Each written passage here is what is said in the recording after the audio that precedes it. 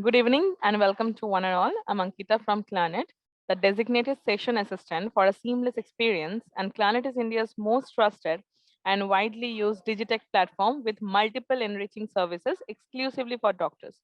Planet is very proud to be a digital partner for this event organized by the Indian College of Physicians, and the topic of today's session is International Clinical Trials Day CME. So let's begin today's session, for which I would like to invite Dr. Samajdar to take over. So kindly proceed, sir. Thank you, Team Clarinet, for giving us this wonderful opportunity. And as today is International Clinical Trial Day, we all know that May 20th is considered World Clinical Trial Day to commemorate the great activity done by James Lin in 1947 with his Carvey experiment. So we are really happy to organize this event under the banner of auspicious organizations like Indian College of Physicians, the academic wings of Association of Physicians of India, Association of Clinical Pharmacologists in India, Indian Pharmacological Society West Bengal chapter, and also Inovocare E-Academy.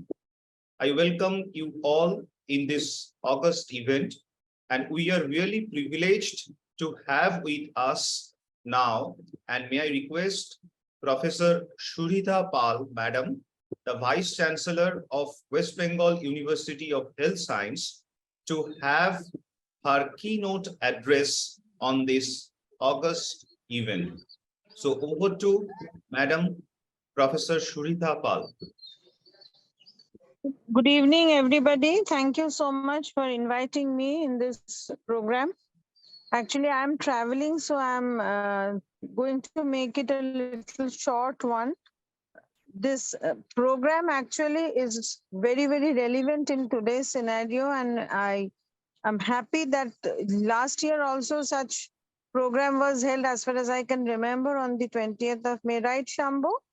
And this year again you are doing it, and with the joint collaboration of so many academic bodies, it's really worth appreciating. I would just like to add that many students in their PGship, many faculties, and if I talk about the University of Health Sciences in West Bengal, so they are doing some sort of clinical research, not always it's in the true trial or the sponsored trial form, but there is yet quite dearth, or there is lack of the knowledge and the procedure, how properly a clinical trial should be conducted or clinical research should be conducted. So as you all know that the university was keen on organizing the workshops on good clinical practice, on research methodology, and so many other things which is of relevance to this clinical research and clinical trials. And we shall be happy to further collaborate with all other academic bodies. If you think in near future, we can host such workshops, such seminars or CMEs in collaboration with our university also. So I'm sure this is going to be a real fruitful one for the participants, and we shall be having such CMEs, more and more of them in near future, until it is obvious that all the medicos, all the healthcare professionals, they are adequately aware and enriched with the knowledge of clinical research and how the method or the formalities of conducting a clinical trial in a real proper manner. Thank you. Thank you, Madam. Thank you for your blessings, and we need your guidance as always. So now we have with us the voice of Indian physicians, that is Professor Jyotirmoy Pal, sir, who is the Dean of Indian College of Physicians. So it is our real honor to have sir with us. May I request sir to tell us about the physicians and clinical trial. On this broad theme, we need your valuable comments, sir. Thank you, Dr. Shambo Samajdar, for conducting such a, I say from the physician viewpoint, innovative, but we physicians, we hardly conduct such type of webinar in the clinical trials. But in the future days, and we have learned from the COVID period that India have to be self-dependent in terms of manufacturing his drugs, vaccine, or medical equipment. Otherwise, we have to depend on import of this material from other countries, and we have to pay heavy cost. So clinical research in future should get a momentum in India, and it is the physician who should come forward, and they should take the major burden of challenge of clinical trials, because clinical trials to be conducted by the clinicians, by the physicians. So though it is initiated by the clinical pharmacologists, and in my opinion, physicians should join more and more in such a program, so that in future clinical trials or awareness of the clinical trials increase among clinicians, among the physicians. At this moment, sorry to say, the awareness is very low, very low. But this awareness, such type of program will increase the awareness among our physicians, and I hope in physicians in future when we involve more and more clinical research, clinical trials, joining hand with the clinical pharmacologist. Thank you. Over to organizer. Thank you. Thank you, sir. Thank you for your valuable comments, sir. I think sir has raised a very important point, that the collaboration is extremely important between all sectors, all interdisciplinary sectors. With that message, we are now moving towards the technical session, and the first session is obviously that is the that will be taken by myself. I am just sharing the slides. Is it visible? Yeah, Shambo, very clear. Go ahead. Okay. Thank you, madam. So welcome, madam. Yeah, go ahead, Shambo. Looking forward. Go ahead. Yeah. So in the eve of this International Clinical Trials Day, for next maybe 15 minutes, we'll discuss about some historical perspectives. And as we are talking about history, that's something. Yeah. So as we are talking about history, sorry, just.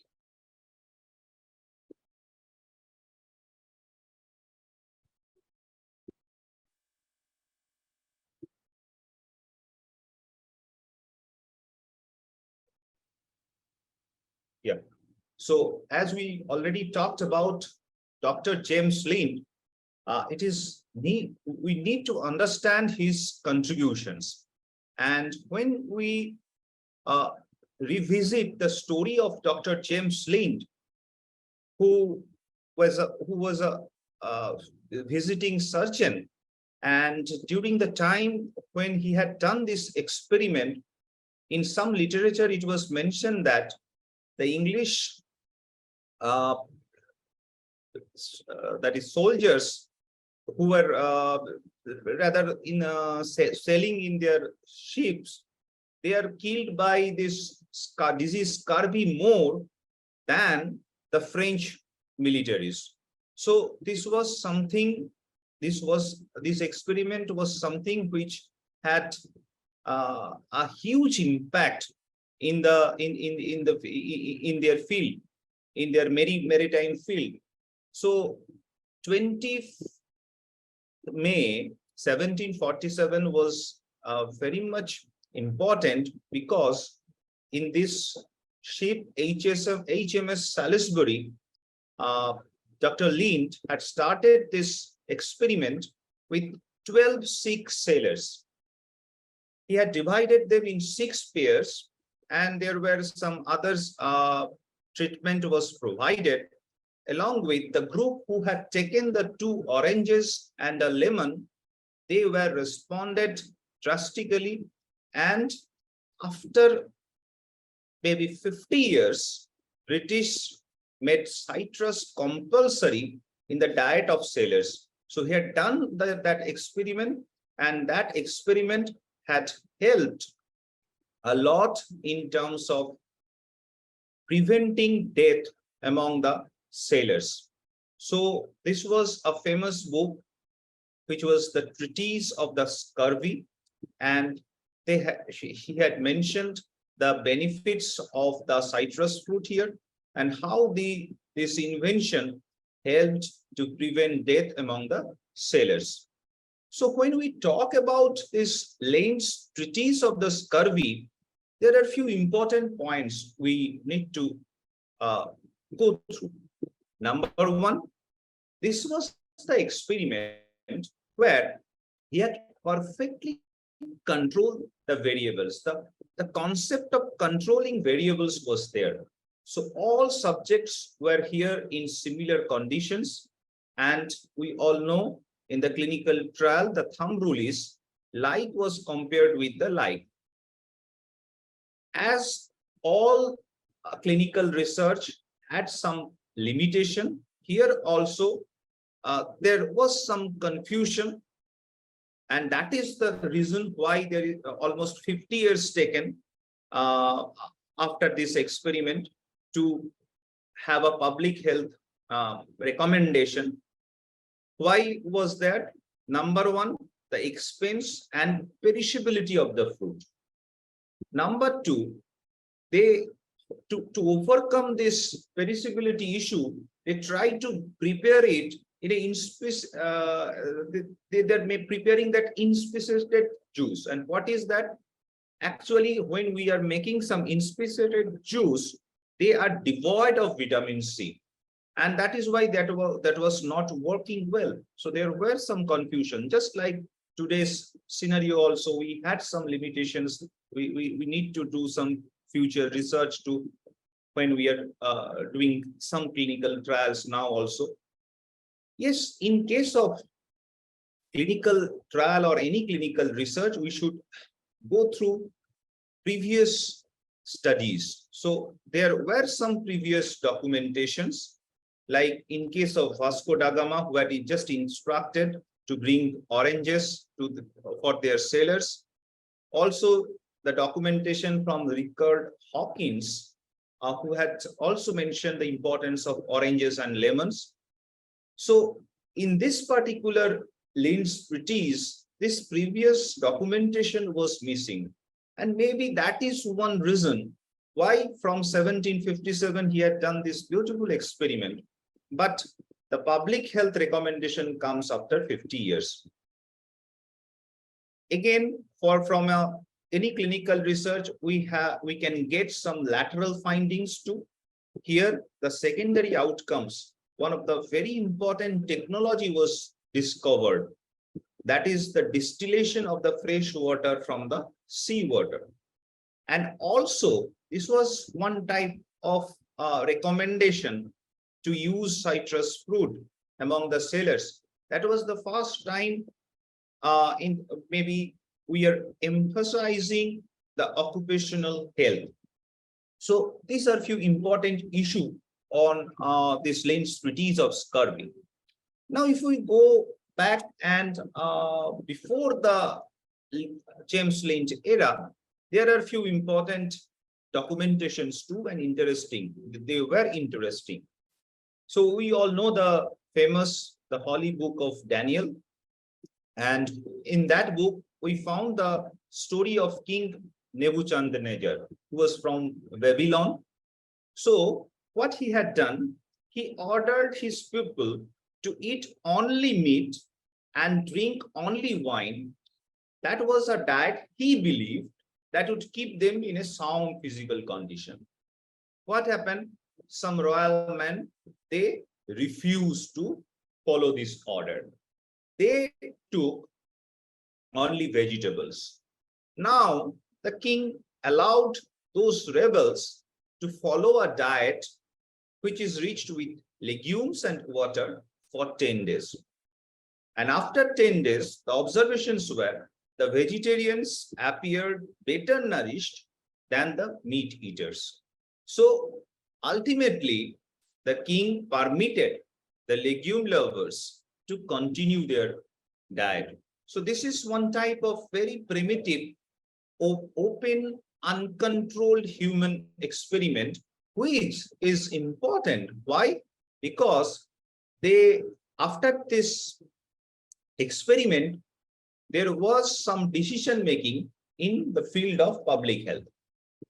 So yes, we now know into 2017 to 2022, now research are ongoing how these vegan diets are important, and we are doing more controlled experiments nowadays on this issue.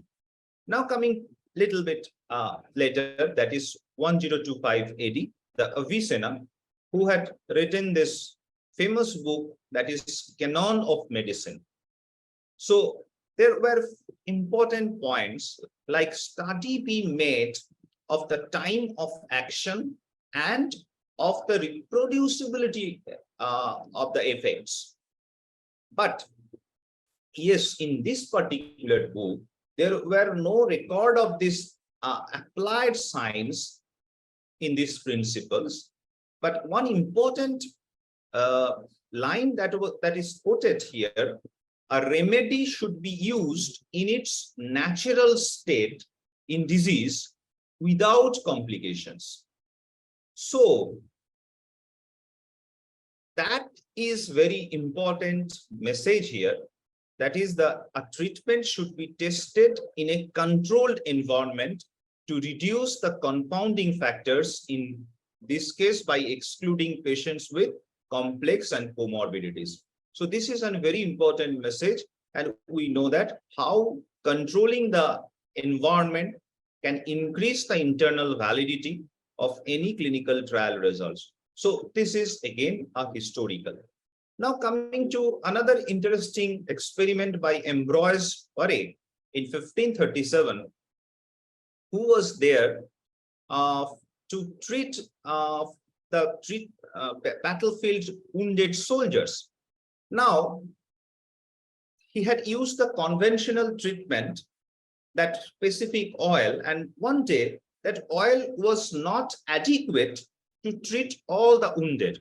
So he had given some unconventional treatment, like placing a digestive that is made of yolks of eggs, oil of roses, and turpentine.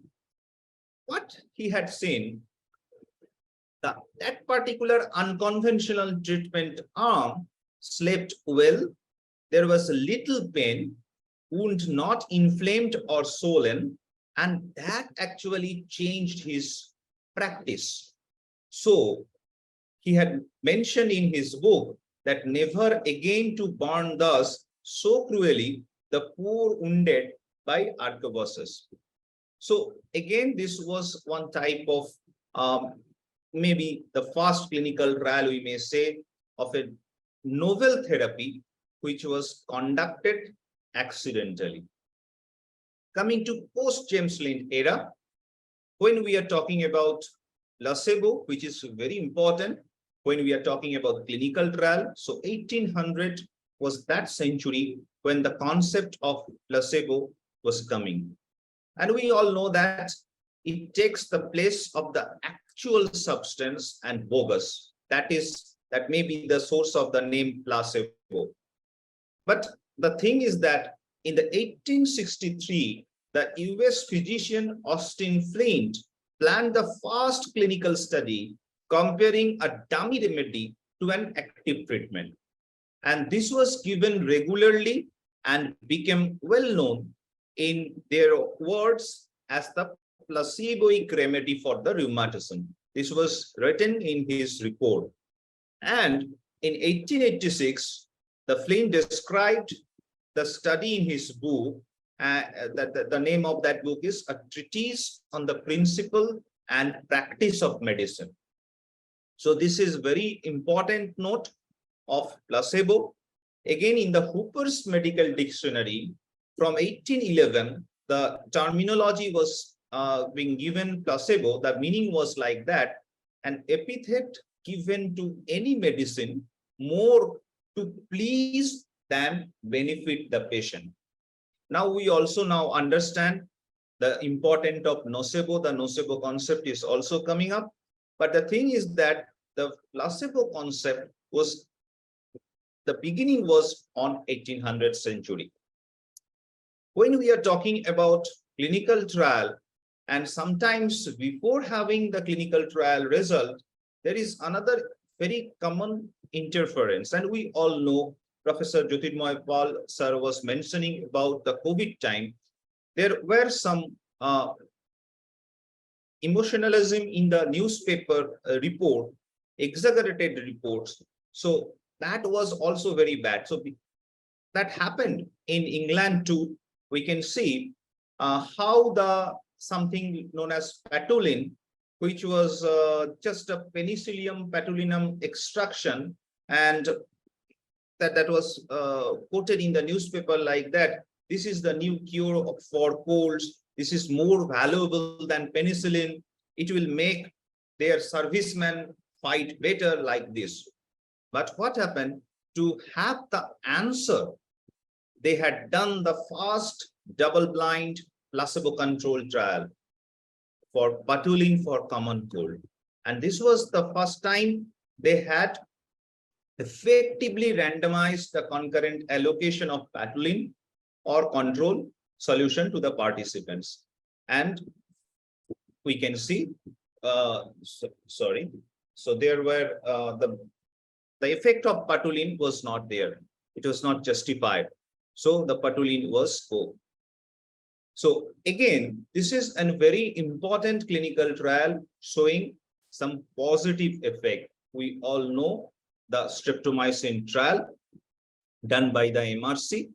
And when this MRC streptomycin in tuberculosis trial committee had done this study, started with the famous Sir Bradford Hill, who had been very anxious that physicians would be unwilling to give up the doctrine of anecdotal experience. And for that purpose, he had started this trial. And there were the first time they had included patients in a very systematic way. So there were a strict enrollment criteria, and they had followed a proper data collection method.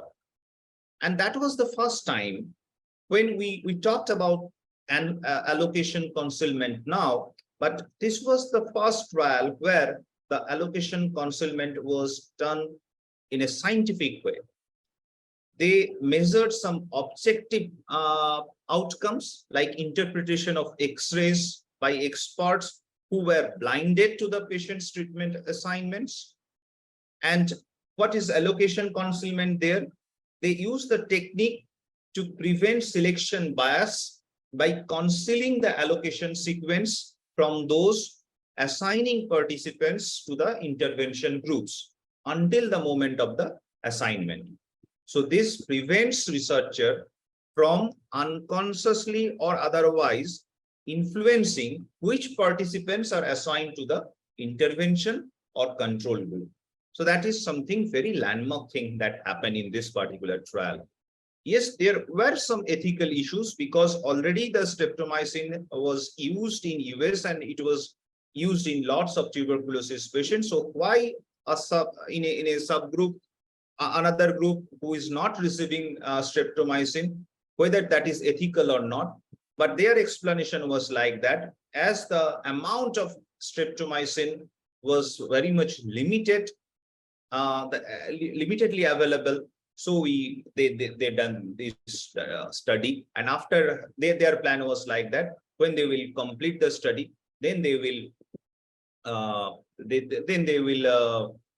prepare streptomycin in a larger way. So now coming to one of the very important parts of clinical trial or any clinical research, that is the ethics. And when we talked about ethics, there were number of atrocities happened, which had resulted in evolution of different ethical principles, which had started from Nazi war crimes to thalidomide disaster, to the very notorious Milgram study, to Willowbrook study, and Jews chronic disease trial to Tuskegee syphilis trial. So I am not going in details, but in this picture we can see how the Nazi were they were exposed to very cold water until they die, just to see what are the physiological changes that happen inside the human due to extremes of temperature exposure. Tuskegee syphilis trial, we can see the patients, the poor patients, they were prisoner. They don't know that they are in part of a trial, and they were not receiving penicillin as they are black, and long time they were been in this particular study. Again, if we just check this thalidomide disaster, we all know how the thalidomide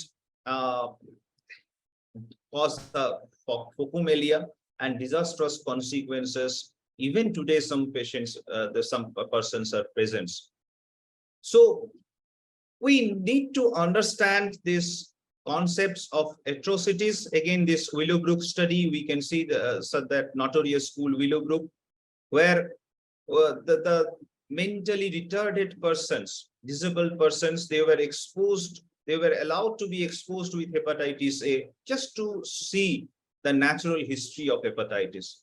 So actually, this type of atrocities cause some nature and help us to get the different ethical principles, starting from the Nuremberg Code, which was in the 1947 to 1948 and emphasized on the essentiality of the voluntariness of the consent, to the Declaration of Helsinki, which actually gives us the general principles and specific guidelines on use of human subjects in medical research.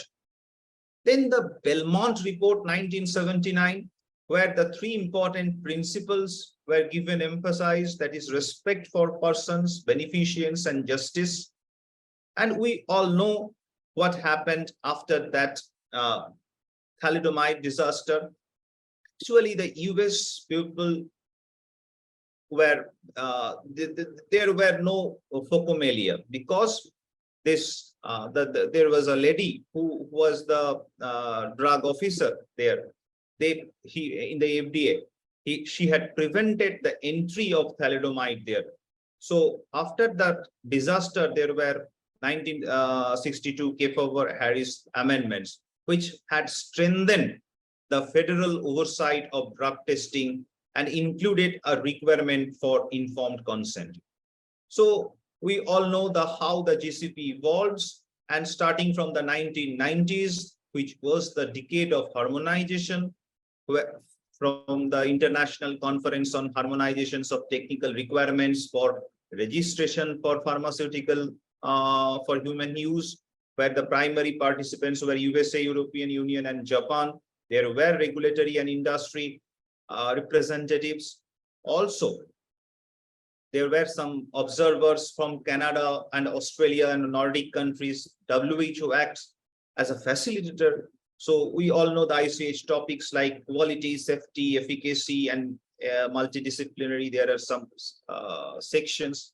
Basically, the GCP is, there is combination of two things. One is the data quality and another is ethics. And when we are talking about data quality, the data and reported results should be credible and accurate. And ethics means they had given emphasis on the rights, integrity, and confidentiality of the trial subjects, which should be protected. So let's talk about India. And we all know from the time of 200 BC, Maharshi Charak and Maharshi Suhrita was there. And they were the pioneer in the evidence-based medicine.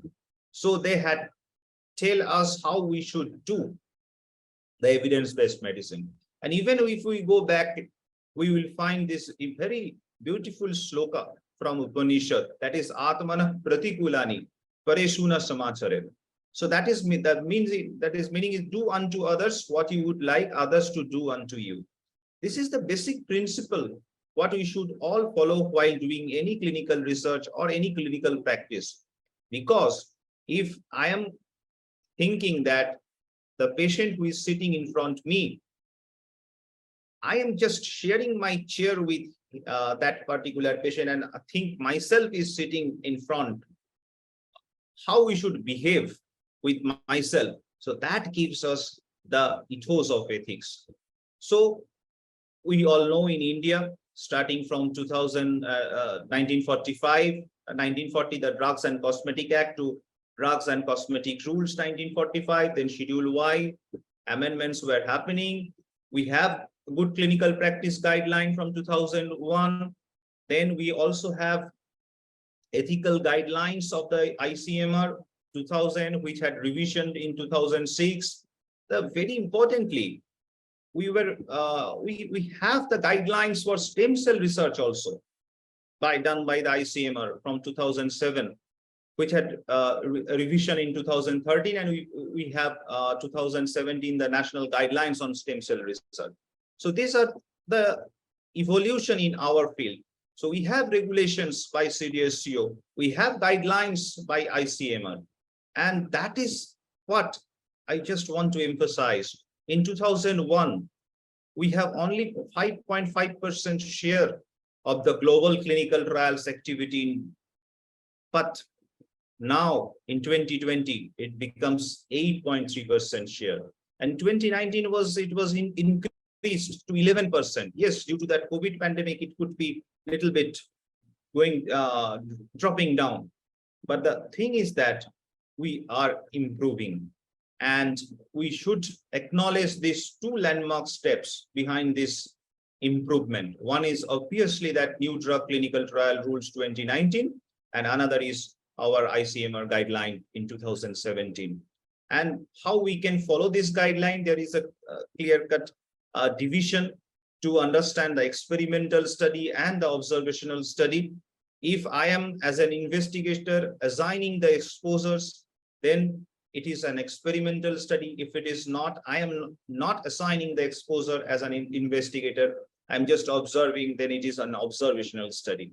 So for observational study, we should follow this ICMR guideline. And generally, when we are talking about, in general, if we are talking about experimental studies, trials, then we should follow the NDCTR rule thoroughly. Yes, ICMR guideline is there to also help us in the interventional trials.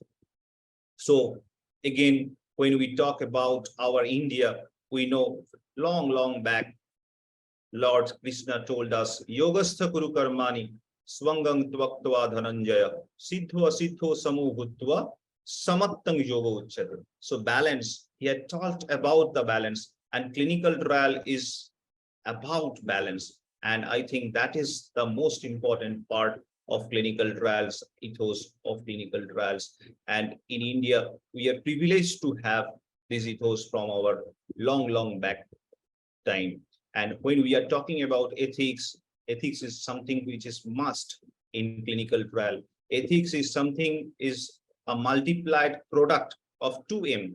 One is morality and another is materialism. So when we talk about morality, when we talked about materialism, if one of them is zero, if morality is zero, then it becomes ethics is equal to zero. If the materialism is zero, then also it becomes the ethics is equal to zero.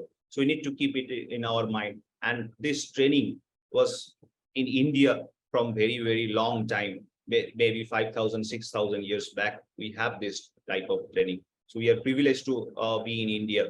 And with that, in this International Clinical Trial Day, we are really thankful to all these organizations, starting from Indian College of Physicians, Association of Clinical Pharmacologists in India, Indian Pharmacological Society, West Bengal, and Inovocare E-Academy to organize this event. And we have a galaxy of speakers now today. The first topic, may I invite Professor Santanu Tripathi now. We all know Professor Santanu Tripathi, sir. There is no need to introduce him. May I request, sir, are you there?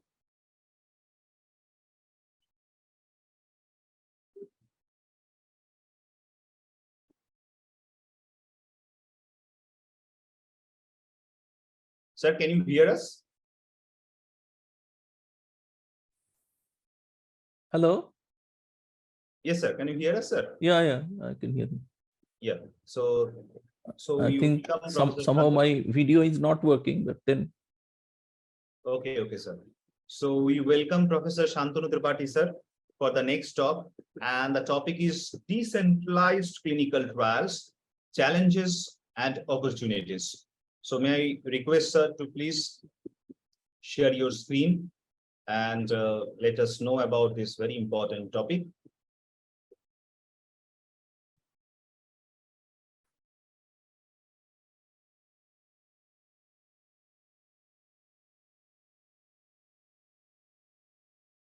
Sir, we can see you now also.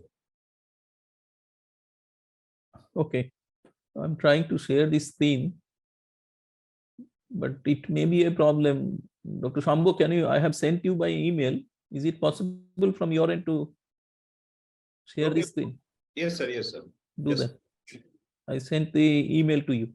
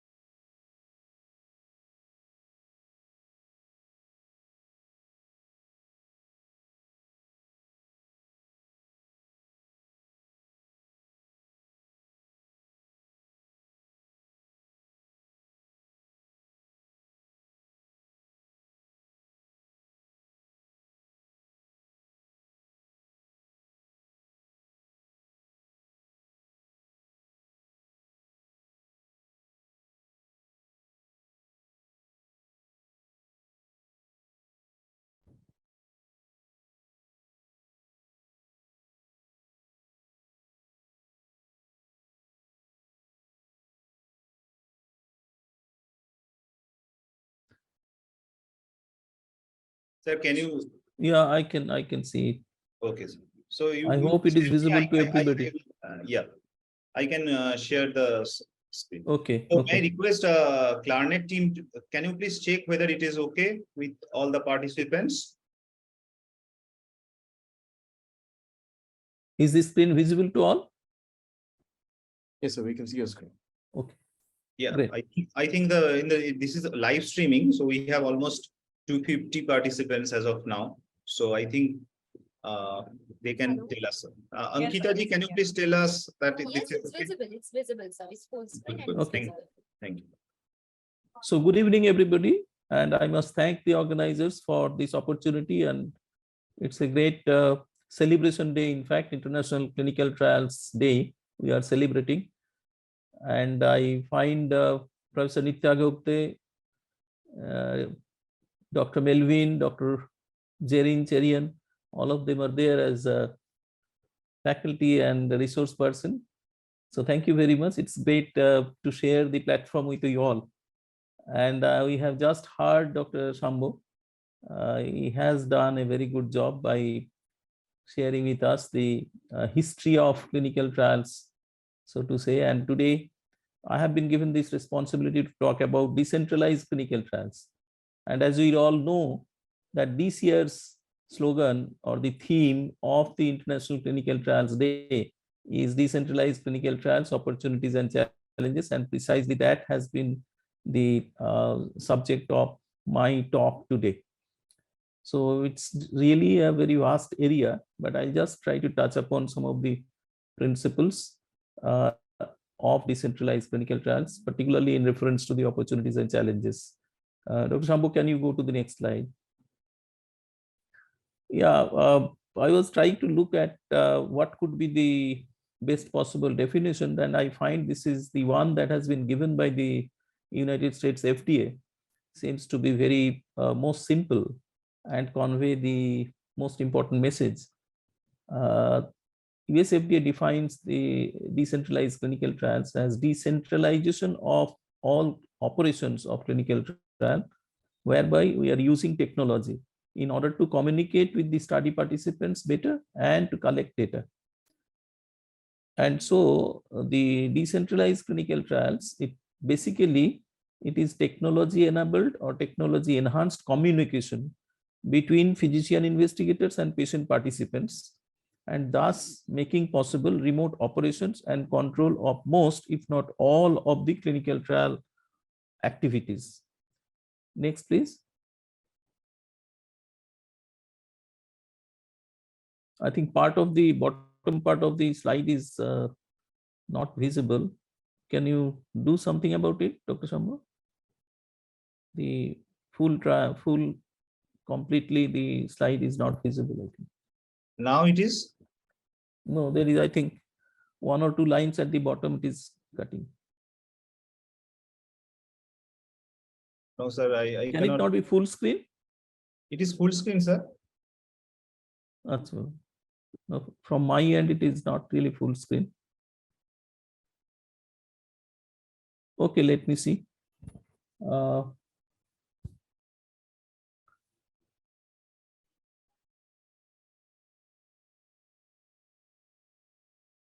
Okay, let me see what I'll do. I'll use my slide set one after another. I think that will also.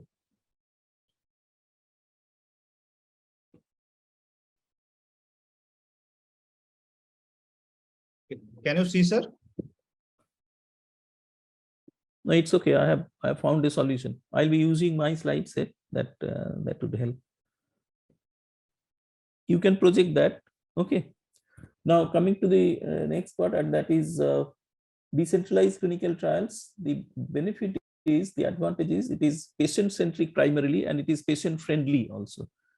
It allows patients to be at home. So one of the major challenges in conduct of clinical trials has really been, in conventional conduct of clinical trial, conventional model, has really been getting the patients reaching to the site, okay, at the scheduled day and time.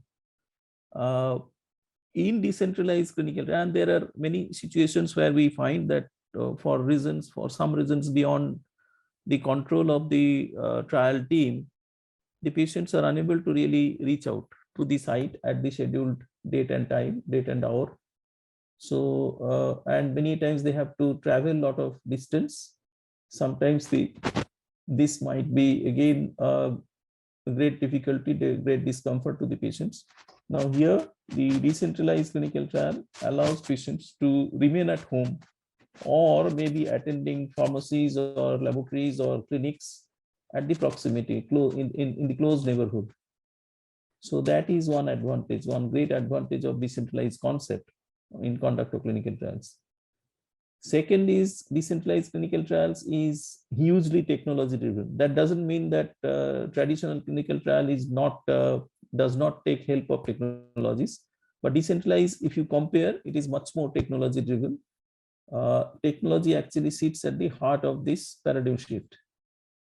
And it is said that we possibly have reached a stage or a time where the question is not really, can a trial be decentralized? People are saying now the question should be, how decentralized can the trial be? Whether it will be completely decentralized or it will be partly decentralized, wherein we'll be calling it a hybrid kind of trial. So can you go to the next slide? Now the decentralized clinical trials intend to meet the patients where they are. Now in this scheme, on the left hand side is the fully decentralized extreme. On the right hand side is fully centralized, that is the conventional traditional conduct of clinical trial. And at the center, it is the hybrid mode. Now, if I take a journey from the right hand side to the left hand side of the screen, that means the conventional conduct of or traditional conduct of clinical trial, whereby all the trial procedures are conducted at a research site, that is in the hospital. Okay, so or maybe in the community, depending on the protocol. Now, if you go a little towards the left, that is going towards decentralization.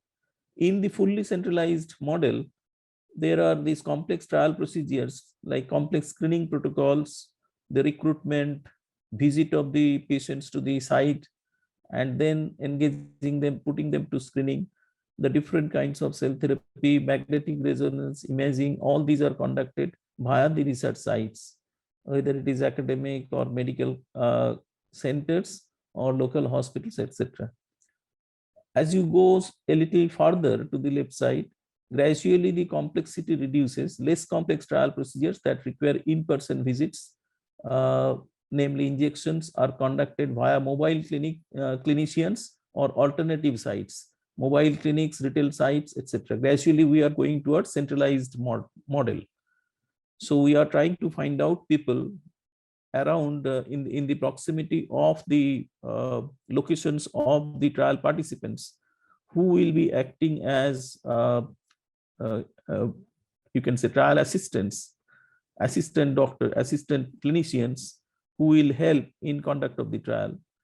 Or we can also think of a you can say extended site or mini site kind of thing, which is more close to the neighborhood of the location of the patients or the participant. If you go still to the left side, making it more decentralized, less complex trial procedures that don't require in-person visits, namely vital signs, ECGs, all these are conducted via telehealthcare, remote data collection, or direct to patient supply. So the IPs are directly supplied at the patient's residence, and there are other services also, to the extent possible, they are also done by telehealthcare facility and the remote data collection facility. And at the extreme left, that if it is fully decentralized, all trial procedures are conducted virtually, enabled by digital health technologies and supply delivery. So we have to do a kind of balance, and whether we can afford to make it fully decentralized or we'll be having a mix of both. In India, at least currently, the different clinical trials that are being conducted, the attempts are being made whereby we are slowly moving towards the fully centralized one, but we cannot afford to have a fully centralized, absolutely centralized version of conduct of clinical trial, absolutely decentralized version of conduct of clinical trial. We are more towards actually complying with a relatively hybrid mode. That means some of the components or some of the elements of fully centralized are still kept, but or rather the importance of this site is totally not, we cannot totally do away with. But then to the extent possible, we are trying to also reduce the patient discomfort, not insisting that every time or they have to come, but then we are also trying to minimize the number of visits to the site to the extent possible. Can I go to the next, please? Now, this is a scheme whereby it has been shown how the decentralized clinical trial operations take place. At the center of it, of course, is patient. This also otherwise symbolizes the patient centricity in this decentralized model. And initially, for recruitment of patients, we can think of through this internet connectivity, we try to get to the understand the patient's background and then trying to recruit the patient, and then the question of screening will come and the enrollment issue will come, and finally we need to randomize. Now, even randomization is possible at the patient site or patient's residence, patient's home. Okay, if we can think of if we can supply the investigational products at patient's home. Now, all these will also has its own requirements, own demands, own challenges that we'll also discuss further. The local medical doctor, some of the local medical doctors are also identified who can act as the support staff for decentralized clinical trial conduct. So hereby they will be regularly visiting the patient. They will also help the patient, assist the patient to upload data in the electronic platform. The local labs also would be identified who will be reaching out to the patient's residence and collect samples, process them, and then as necessary, they can also send the processed sample to a distant lab or central lab. But finally, all the data, they will be secured, and if necessary, there will be some wearables that will be also used by the patient. The patients are made to use them, and then in real time, the data can be captured in a decentralized fashion, and then they can be also transmitted to a distant the study coordination center, or finally to the nodal center where the data can be analyzed.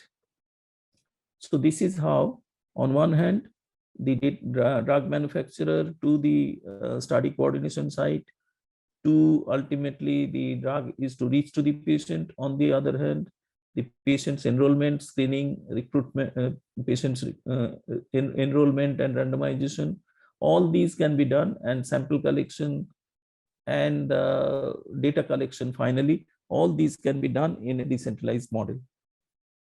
Can I go to the next slide? Now, in this slide, we have tried to show how the decentralized model are being accepted around the world. What is the current situation? So this is the top 20 countries by frequency of conduct of decentralized clinical trials as in 2022.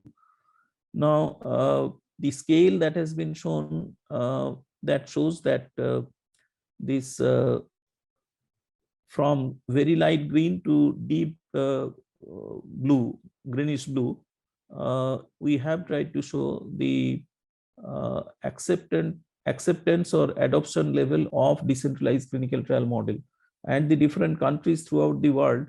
What are the countries which has adopted this decentralized clinical trial model? That has been shown in this particular scheme. Here we see where we in India, where we are standing. So Dr. Shambo was mentioning that currently India is sharing almost 10% or 9 to 10% of the global clinical trials.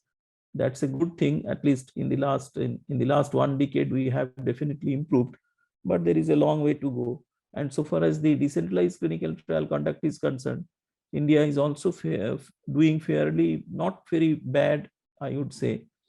If you compare regarding Canada and some of the North American countries and some of the European countries, and on this side, this Australia, Canada, and some of the European countries, you see that this dark blue, and some of the other North American countries and South American like Brazil and all.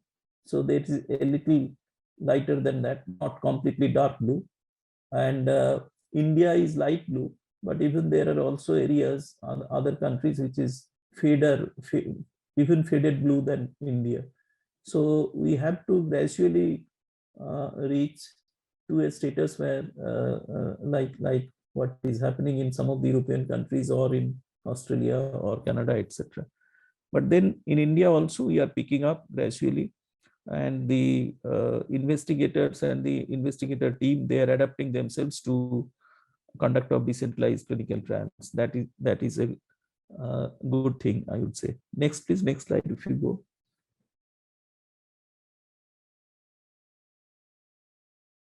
Now here we have tried to enlist some of the advantages of decentralized clinical trials. Decentralized clinical trials are known to successfully address some of the major conventional challenges to clinical trial conduct. One of them is, of course, recruitment and also retention of participants. Now, DCTs, they reduce some of the participation obstacles like travel cost, because the participants are not really required to travel, at least not too many times. Okay, so travel costs are lost. Because of travel, the absences in their workplace, that can be because we need not have to travel, so that can be avoided. Besides the mobility challenges posed by comorbidities, okay, that can also be addressed because of you need not have to travel. So remote recruitment is one of the cornerstone of key factor in decentralized clinical trial. Remote recruitment, remote screening, remote monitoring, and remote data collection. So all these otherwise are to the advantage or to the comfort of the patients or the participants. Secondly, improved trial access is also another advantage. Otherwise, in conventional clinical trials, there are some participant populations who are usually underrepresented, namely the elderly. Even if it is in the protocol, if we say that elderly are also eligible, but then because of the reasons, because of some of the reasons, one of the reason is of course mobility challenges. So getting enough elderly people in the trial is a challenge always. The homemakers, okay, they also find it really difficult. Most of the time we find the ratio of the male female participation in our trials, it is heavily biased towards male participants. People who are too poor, people who are living in remote locations or ethnic minorities, they also find it difficult to reach out to trial sites and really participate in clinical trials, in conventional clinical trials. But some of these issues can be properly addressed, okay, by decentralized clinical trials, and there is greater opportunity for generalizability of results across diverse population. So that is one of the major, okay, requirement or major broad goal, you can say, that to what extent the external validity is possible. So in a sense, by principle, decentralized clinical trial has a greater potential to have good external validity, better external validity as compared to the conventional clinical trials. Let's go to the next slide. So going further, using biometric sensors for measuring the subjective parameters, like say pain, like say quality of life, etc., which can be done much more frequently as compared to conventional trials. The decentralized clinical trials can understand individual responses to treatment better. So that is an advantage with the DCTs. DCTs also need fewer institutional sites. Okay, so with fewer sites, we can actually afford to enroll more patients. And here, if we have fewer sites, there are some site-specific inconsistencies that can also be reduced in a multicentric clinical trial. So that is also considered as another advantage of decentralized clinical trials. Go to the next, please. The decentralized clinical trials also enable development of individualized thresholds for measuring outcomes. Now, thereby, it can also help in having a relatively smaller sample size. That is also possible in decentralized clinical trials, just because it helps in developing individualized threshold for measuring the outcomes. That is possible in case of decentralized trials. Secondly, with frequent remote interactions with participants, with closer monitoring, there is a likelihood of improved compliance and enhanced safety. So in case of traditional clinical trials, if the follow-up frequency is on a monthly basis, or maybe every 6 weeks or 8 weeks, then in between two follow-ups, it becomes really difficult to closely monitor the patients.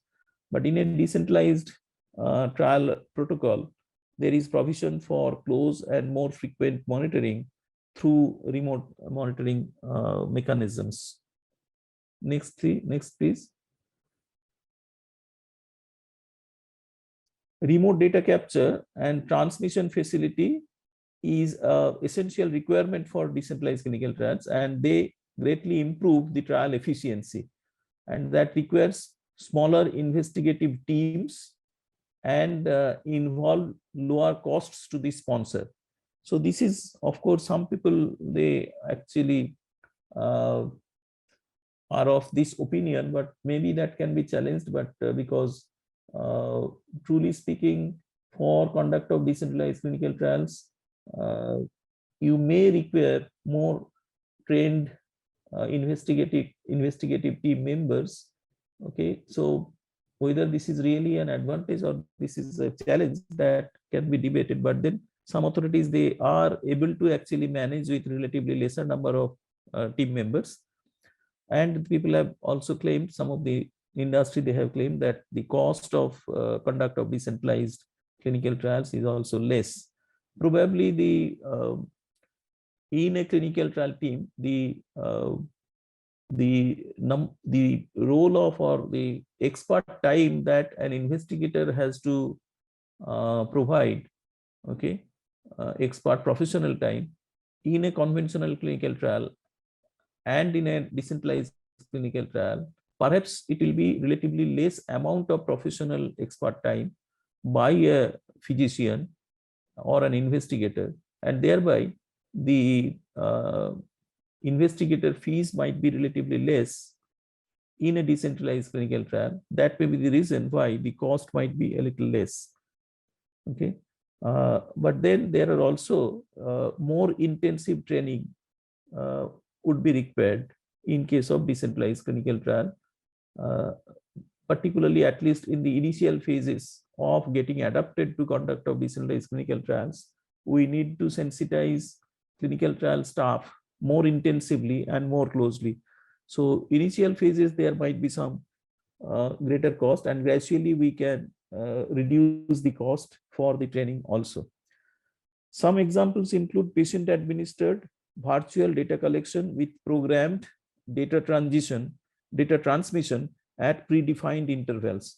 So that way it becomes relatively easier, but then again the patients need to be properly trained, and so that you can really rely on patient's ability to enter the data, and also the possibilities of reduction in errors, omissions and commissions by the patients, okay, in data entry. Secondly, there is a clear example has been given, like use of wearable devices, say for continuous glucose monitoring, with automatic data transfer, programmed data transfer at scheduled time points that directly can be transmitted to the central repository.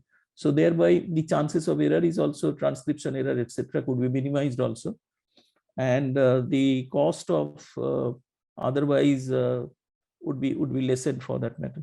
So these are some of the advantages that has been quoted, and people have experienced also these things. Next, please. Next slide. Next is dependence on trained intermediaries, as it happens in clinical trial conduct team, like clinical research coordinators, the research assistants, the medical and nursing support staff, etc., pharmacists. So all they are required for trial conduct, and the conventional model actually depend much on them, their skills and expertise. Now in decentralized clinical trials, much of their support is replaced with the intelligent use of virtual solutions in DCTs. Now such virtual provisions potentially increase patients' willingness and ability to participate in a study. So that way, that is also another advantage of DCTs as it is experienced. Now, outcomes in DCTs are also found to be that maybe better reflect the safety and efficacy behavior of the study drug in a real world environment, because we are not actually imposing some conditions or artificial environment. So the patient can remain in its own environment, real world environment, and thereby the patient's lived experiences in terms of the benefit which is achieved through consumption or exposure to the drug, as well as the safety experiences or lack of safety. So all these can be that are better reflected in decentralized trials as compared to the conventional or traditional trial. Next, please. Now if we talk about the challenges to decentralized clinical trials, the most important one is the investigational product management. And I think in India, this poses even additional or extra challenge, investigational product management. It is really more complex, with greater risk to the clinical trial participants and to trial integrity also. Now, some of the sub issues related to the IP management, it starts with the IP shipping to the coordinating sites or to the patient's homes. So if it comes to the coordinating site, then it will be the responsibility of the coordinating site to arrange for further shipping to the patient's homes. So this has to be, this is a huge logistic issues and has to be properly managed. Second is the storage facility at patient's home. That is again extremely challenging, and particularly relating to the temperature tracking. Okay, in Indian context, or for that matter, many of the okay the many of the Asian countries or African countries, this might be really a problem. Peripheral patient residence, patient home at a peripheral setting. So temperature tracking can be a great challenge.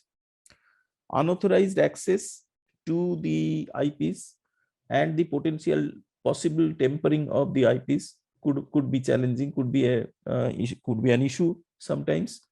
Dosing diaries to record drug administration, it is quite demanding, and it might not be too easy to really handle on a regular basis. Refills to investigational product stock to prevent study interruptions. Again, something which needs a lot of managerial skills, I would say. Overall, investigational product accountability, we can say that is a real challenge. And finally, compliance with the local regulatory norms for drug storage and dispensing. So I think in India, compliance with the current regulatory norm is important. As I know that in India, storage of medicines, it is very well regulated, that unless you have a license, okay, you are not supposed to actually store medicine. Until now, in conventional clinical trial, the PI is authorized to store medicines which are licensed for conduct of clinical trial, okay, at the premises of the trial site. But in case of a decentralized clinical trial, the medicines, when the medicines are being transported to the patient's home, basically we have to remember these are not licensed for routine use. These are, truly speaking, unlicensed product which have been allowed, okay, to be transported for the purpose of, only for the purpose of clinical trial. So this may be an issue, and if it is consciously being appreciated, and the permission is given for conduct of this kind of trials in India, where medicines are directly shipped to the patient's home. We know that during the COVID time, there has been special permission when some of the trials, they were suspended, or they were actually interrupted, just because the patients were unable to come to the study site. So some arrangements were made, or permissions were given to directly ship the medicines to the patient's home. Okay, but then that was only for the pandemic period. Whether the same thing would be allowed during the non-COVID period now, so that becomes an issue which the drugs controller is to take a call with. So these are real challenges, in at least in Indian context. Can I go to the next slide? Now, advancing technologies have certainly widened opportunities for decentralized clinical trials, but also pose major challenges. Some other challenges are, many wearable biometric devices are only evolving, and some of them might still require clinical validation and regulatory acceptance. Their operation would require technical support and troubleshooting, batteries, transmission methods, internet infrastructure, and internet connectivity. Many of our potential trial participants might not be privileged enough, okay, to have reliable internet connectivity facility. So these might also pose challenges, and can also cause unwelcome interruption in data capture and at the patient level. Protection of privacy with personal data stored on the connected device, and their transmission to the nodal center. These should also require reliable cyber security systems, because otherwise it's a huge ethical issue, okay, when we are sharing, okay, the personal data. So this is again an area where we need to prepare ourselves for such challenges first, and then we can properly handle them. Finally, interactions of participants with multiple care providers. So that is a requirement in decentralized clinical trials.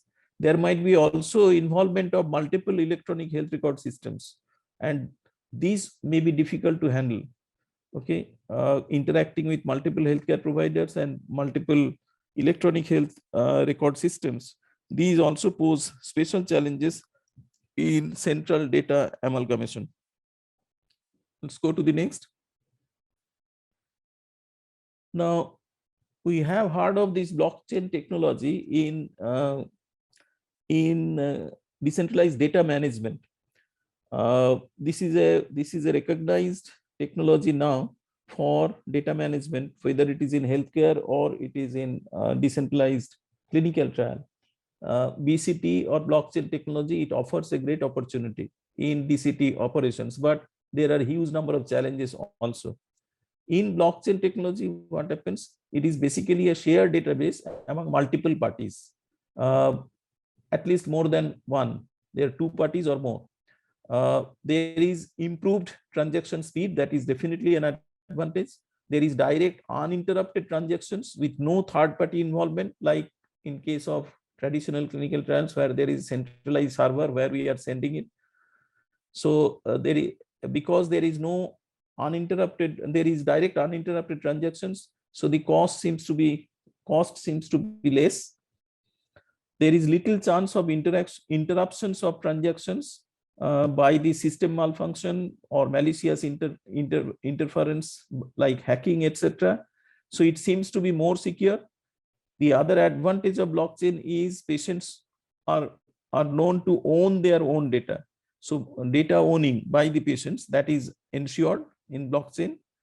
There is less chance of data loss during transmission because data are stored at multiple nodes, like say one on the hospital web and at the same time at the patient's private home network.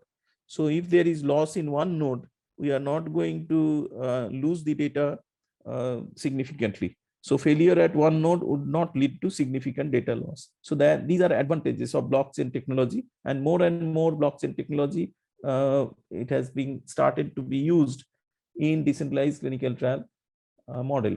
Next, please. For the data management. Now, coming to some of the opportunities of decentralized clinical trials. Now, first of all, there are some of the elements which can be decentralized in a clinical trial. There must be sufficient justification. Which elements we are trying to decentralize? The DCT approach or decentralized approach can be particularly suitable in trials with chronic diseases, long-term diseases, and relatively rarer diseases, and when there is mobility challenges with the participants. Okay,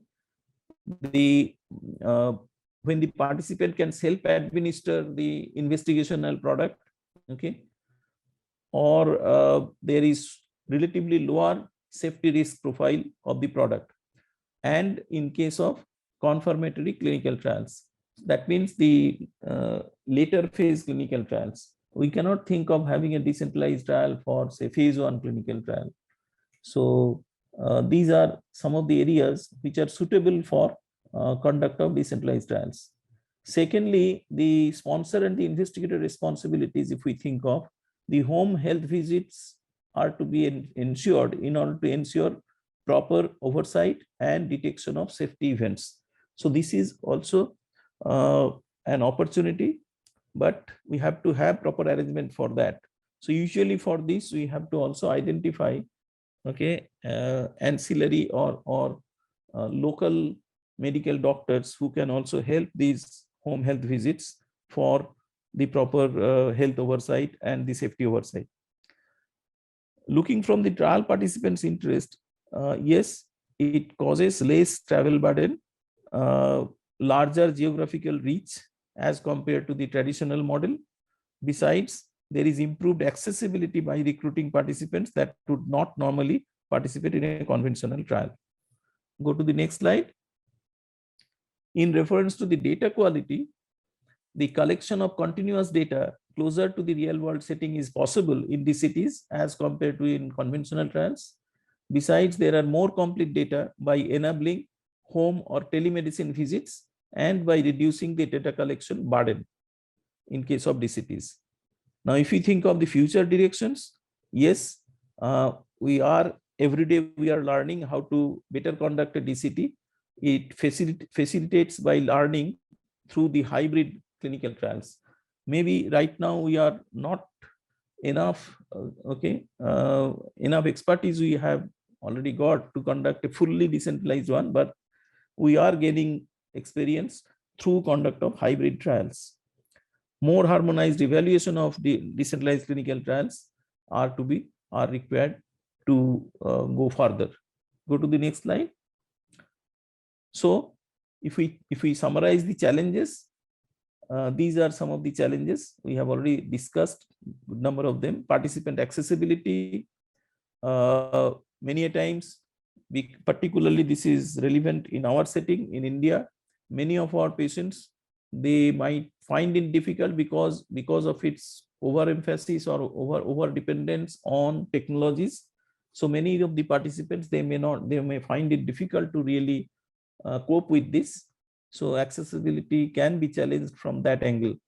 Research sites being left out of the trial process. So traditional trials we are more used to, and then suddenly we find that gradually the role of the investigator, that is so to say marginalized. So so that is something which the investigator might not find it very palatable.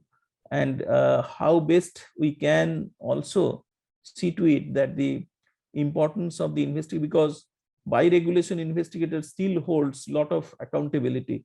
So how best we can also do justice to the involvement of the investigator, and also helping the investigators to cope with these requirements of high technology dependence and requirement in decentralized clinical trial, that is also to be balanced properly. Choosing the right technology is also extremely important for conduct of a given clinical trial. The cost of new softwares are also not quite low, so, and its availability. Clinical research staff training is also important, particularly in reference to the newer technology. Participants also need to learn the new technology. There is possibilities of protocol deviations in case of decentralized clinical trials, and how to promptly manage that. That is also could be a big issue. Accounting for flexibility, there is a lot of flexibility, of course, in DCT, and how to account for that could be also an issue, could be a challenge. Many times in decentralized clinical trials, because you are keeping some of the data, you are collecting, say for instance, in continuous glucose monitoring, it will be huge data and too much data, out of which you have to also properly edit and take the required data.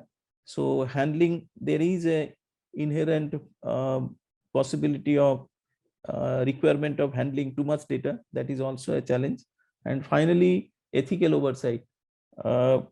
We need to also sensitize our ethics committee to get adapted to this newer demand of decentralized clinical trials, because most of the operations will be happening out of the site. And as per rules, the ethics committees are also required to continuous ethical oversight is also required by the ethics committee after approval is given. So how the ethics committee is going to cope with it, that also is something which needs to be looked into. And there is also possibility, if there is ethics violation, how that is going to be addressed. So these are some of the challenges in summarily what we can say about. Just remembering a little bit about the decentralized clinical trial initiatives. Such initiatives are not really very new. Many of us have a feeling that it is because of the pandemic we are now talking of. It's not really that. At least it all started about more than a decade prior to the pandemic. And the first trial that came up, it was actually Pfizer who conducted this remote trial, that is research on electronic monitoring of overactive bladder treatment experience. It was the first entirely web-based trial, under an investigational new drug application, and it was carried out in 2011 by Pfizer. There was no in-person site visits. It was completely e-recruitment. There was online questionnaires. There were electronic diaries and home delivery of investigational products. And as you can appreciate that it is possible because of the indication or because of the disease in which it is being conducted. Okay, so that also reminds us that DCT might not be applicable for all kinds of clinical trials. Can I go to the next slide? The Clinical Trials Transformation Initiative, CTTI, that was University in 2007 to identify and promote quality and efficacy of clinical trials and issued recommendations for decentralized clinical trials. That was in 2007, and then 2011 that Pfizer trial came. And then there was another body, the Decentralized Trials and Research Alliance, DTRA, that was launched in 2020 when we were in pandemic. And that brought together more than 50 international organizations, including FDA and patient advocacy groups, all of them intended to actually promote decentralized clinical trial methods. So we agree that the pandemic has actually taught us the importance, how important these DCT initiatives could be, or DCT conduct of DCT could be. But it's not true that it is only the pandemic when we have learned about DCTs. The future of DCTs is now, it is said. With the growing acceptance of virtual medicine and technology, there appears to be little doubt that decentralized clinical trials have arrived and stand to change the face of human clinical trials in drug and therapeutics development, both now and into the future. I think we can no longer, stay away from this concept of decentralized clinical trials, and it will be, we have already started learning about it and having experience with it, and maybe in another decade we'll find we are conducting many more decentralized clinical trials. Maybe coming decade would be more of gaining experience with hybrid, and gradually more and more decentralized clinical trials will also going to happen in India too. I think that was the last slide. Yes, thank you very much.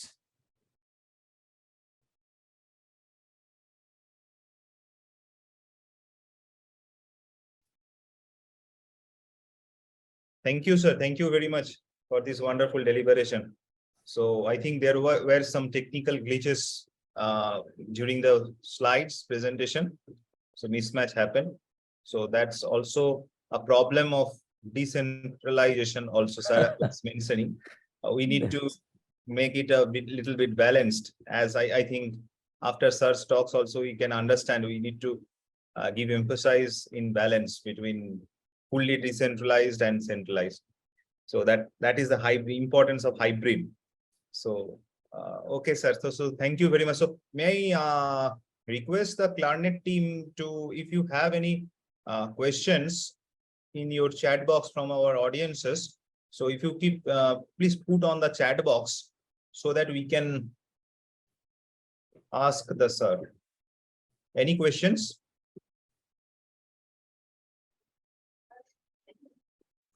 Just give me a minute, sir. Let me check.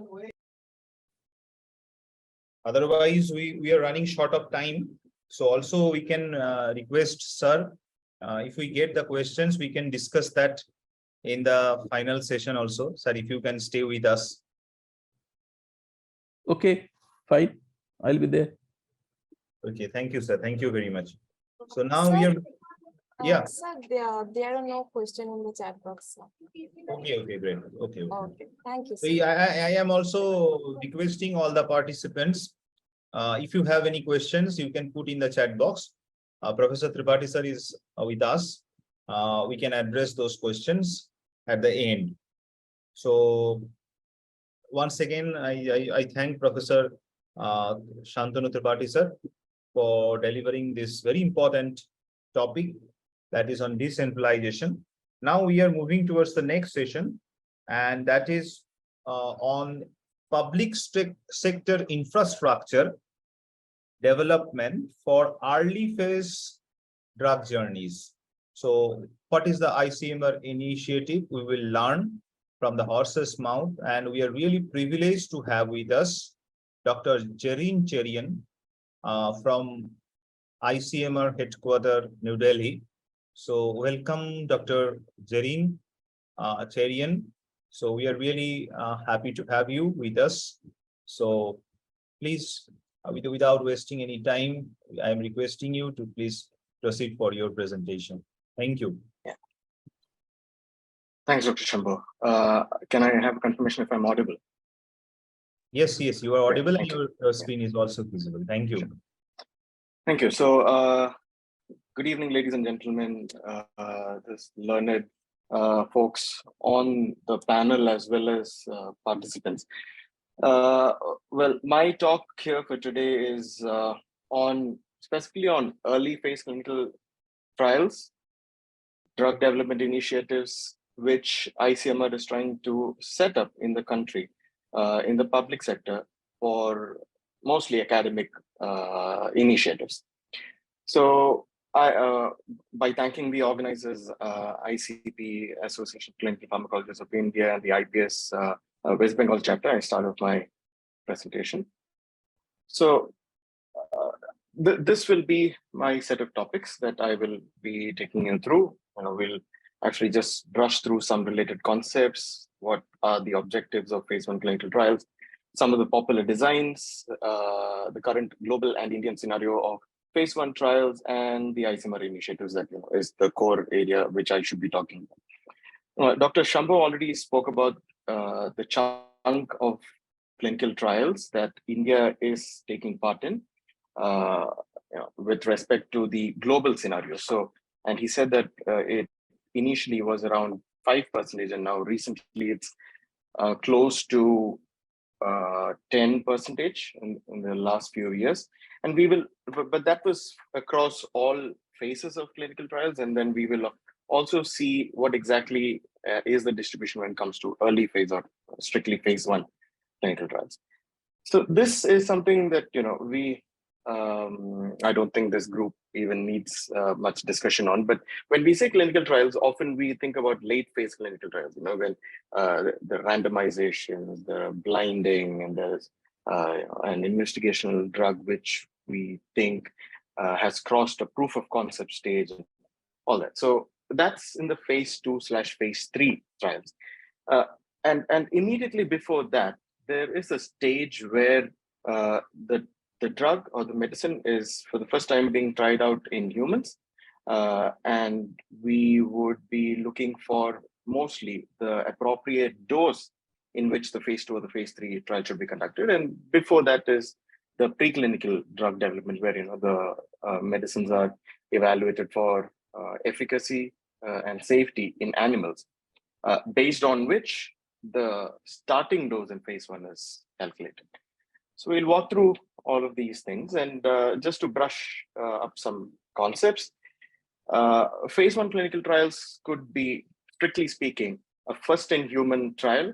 And again, in a first-in-human trial, you could sort of subdivide that into a first-in-human, first-in-class, or a first-in-human, non-first-in-class. So what that means is, essentially, just an oversimplified example is if you have 6 proton pump inhibitors, and the 7th proton pump inhibitor, if that is the drug that is being discovered, this is obviously a non-first-in-class, and we would expect much lesser safety concerns, because the safety risks associated with PPIs as a class is expected to be well documented.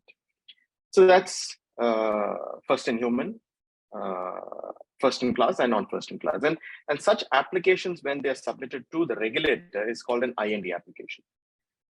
So that's, strictly speaking, phase 1 clinical trials. However, there are also other situations where we could extend and broaden the definition of phase 1 clinical trial, such as into situations where we are developing a new formulation, new route, new dose, etc. And just to give you, again, another oversimplified example, if there is a medicine which is approved for use in, let's say, as an IM preparation, and if the new formulation that was being developed is an IV preparation, we do understand that the risks involved in these two formulations are different, and it will need some sort of a phase safety evaluation. And in such cases, the Indian regulator accepts what is known as a subsequent new drug SND application. Besides this, there is also the emergency use INDs, which we've all seen during the COVID pandemic, and it is essentially a process whereby a life-saving or an emergency medicine or a medicine which is being developed during a public health emergency situation is given preference and can be fast-tracked. Now, these are some of the most important endpoints. There are plenty of endpoints that we can come up with for phase 1 clinical trials. Now, we can broadly divide them into toxicity endpoints and non-toxicity endpoints. And toxicity endpoints, essentially what we try to do here is to try and identify the dose that should go to the phase 2 trial. So that's known as the recommended phase 2 dose. That's the RP2D. And this is perhaps the most non-confusing terminology. Some other similar terms are maximum tolerated dose, maximum administered dose. Now, all of these essentially refers to the dose limiting toxicity.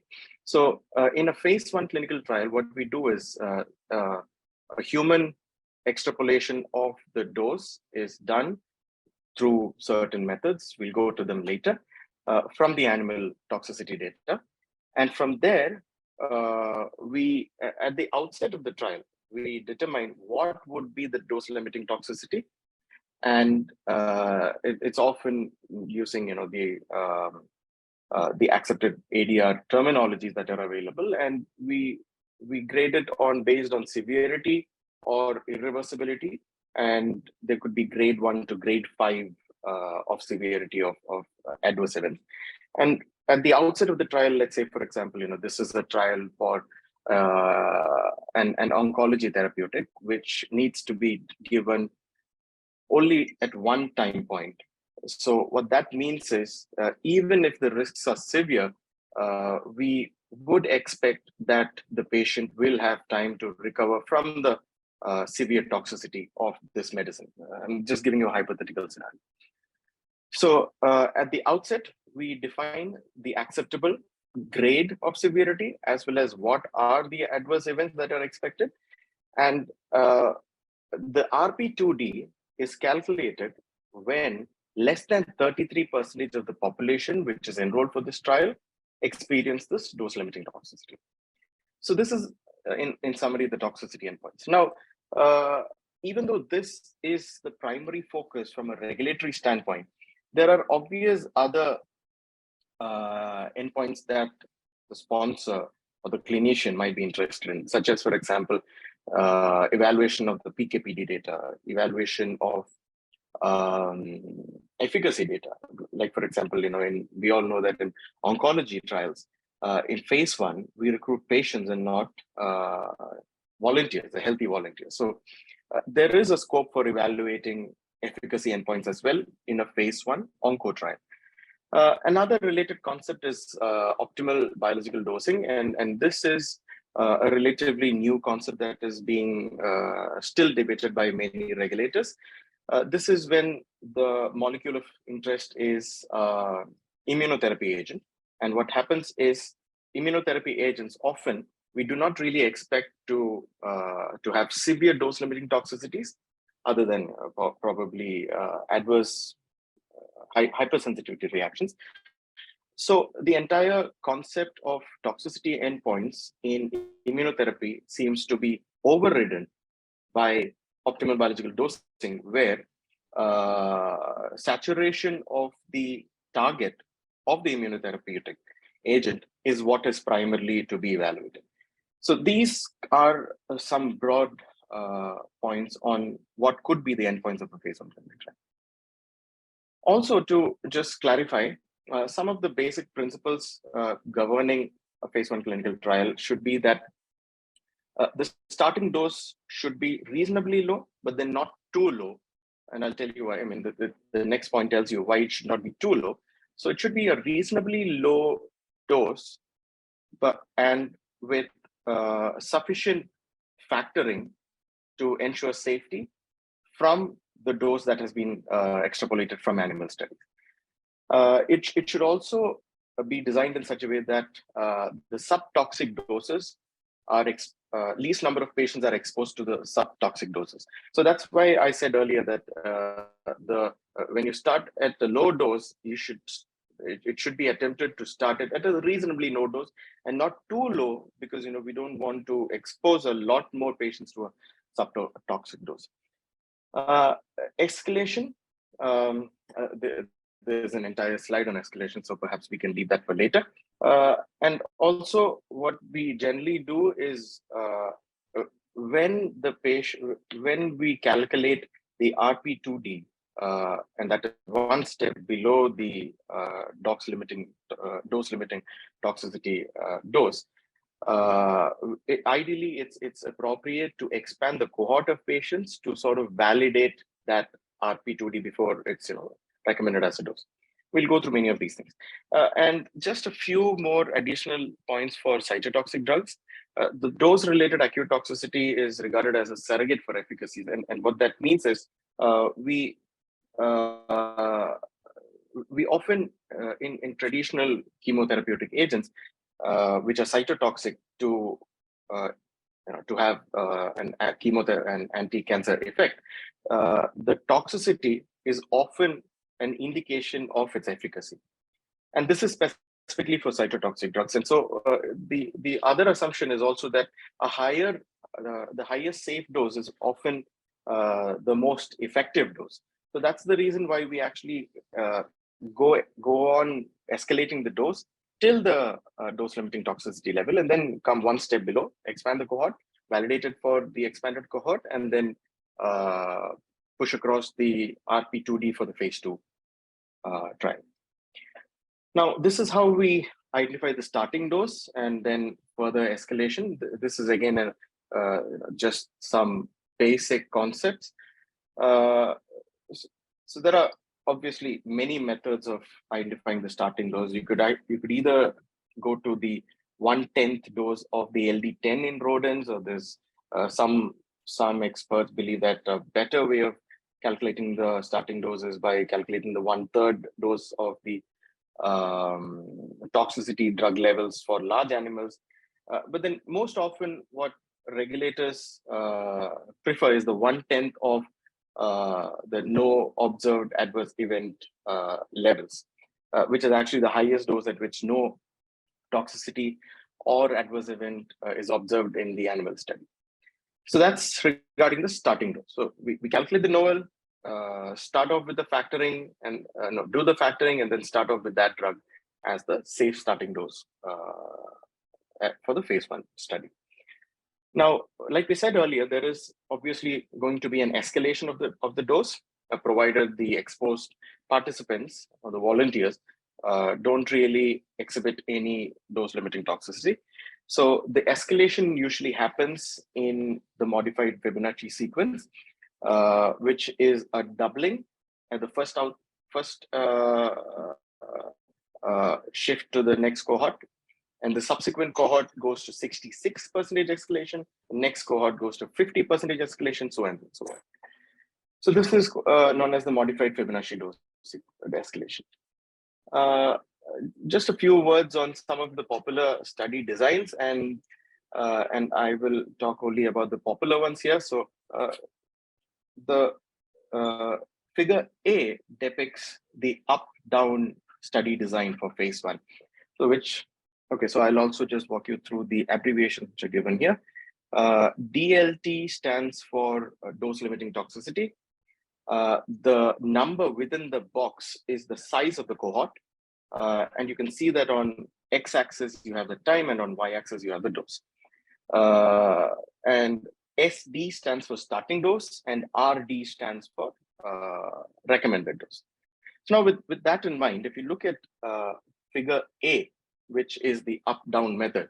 So what you typically do here is to identify a patient who, one volunteer who is who's going to receive the starting dose, provided that there is no dose-limiting toxicity according to the Fibonacci sequence, we go ahead and then have another volunteer, the next cohort containing one volunteer, who receives the double the dose according to the Fibonacci sequence.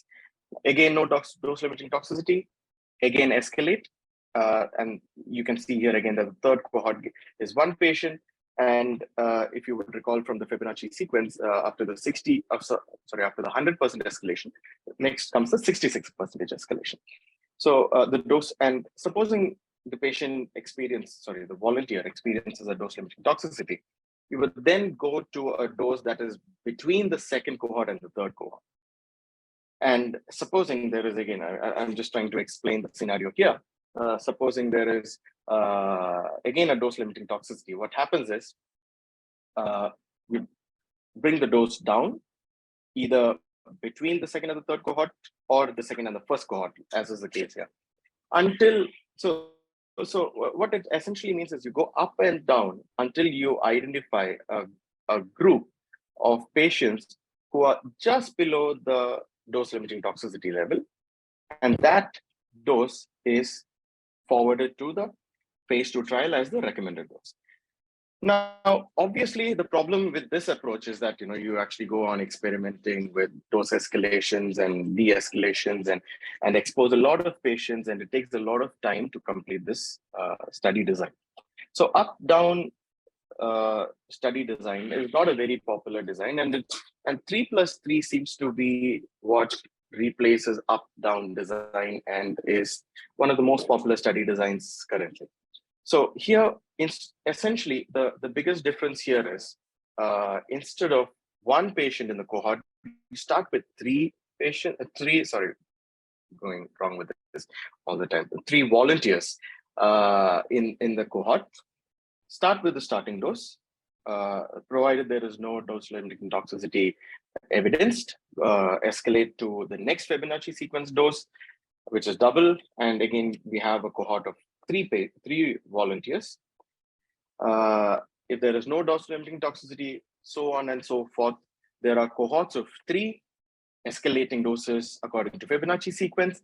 And then finally, we come across a cohort where less than 33% should experience dose-limiting toxicity, which essentially means if you would go to the topmost in figure B, topmost cohort on the left-hand side, which is 3, let's assume that it's one volunteer out of the 3 who experiences a dose-limiting toxicity. Then what happens is we add in another cohort of 3 people. If the dose-limiting toxicity in this new cohort is experienced only by one person, which essentially means that across this cohort, there are 2 people divided by 6, total of 6 people, amongst which 2 experience dose-limiting toxicity. That is considered to be less than 33%. So if that was the case, then we would have to go one step higher, unlike what is shown in this figure. I hope that's clear. So I leave the study designs there. There are few other study designs also mentioned here. Accelerated titration design. There is a pharmacologically, D is for pharmacologically guided designs, continual reassessment methods, and escalation with overdose control. So C, D, E, and F are, let's call them advanced designs for phase 1 clinical trials. So typically what most regulators and what most sponsors would propose for a phase 1 trial is a 3+3 design. C, D, E, and F are essentially methods which circumvent the challenges of the 3+3 design.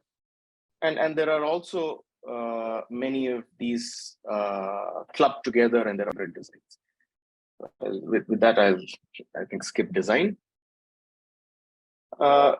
Going on to the core topic for today, the phase 1 clinical trial global scenario and Indian scenario.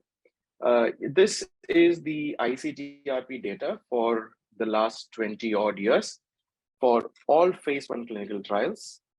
And unlike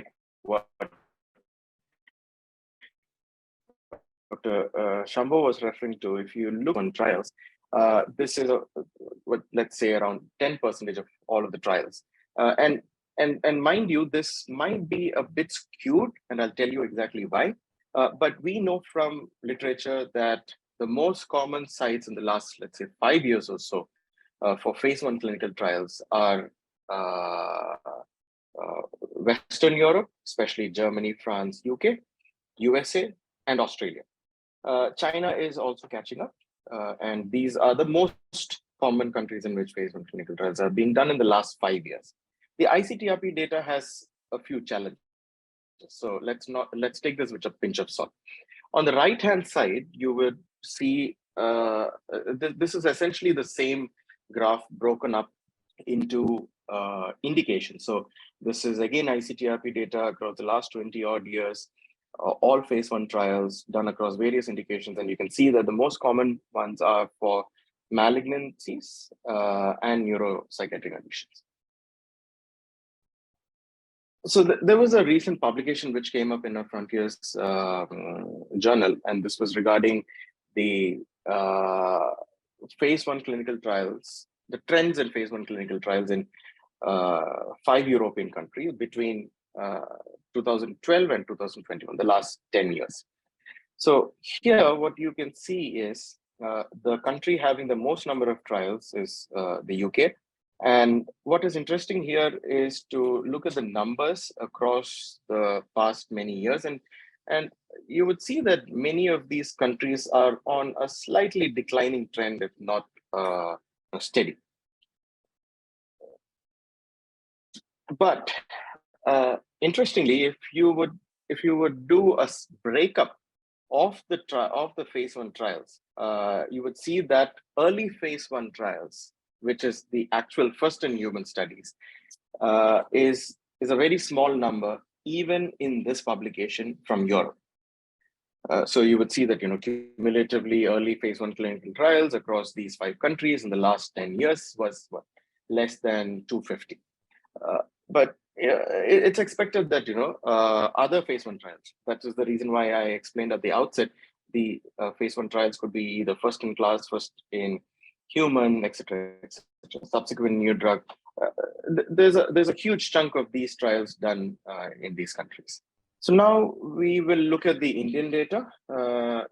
Some colleagues and I did a review of the Clinical Trial Registry of India to evaluate all of the phase 1 trials which were registered between the inception of CTRI and 2022 September, I think.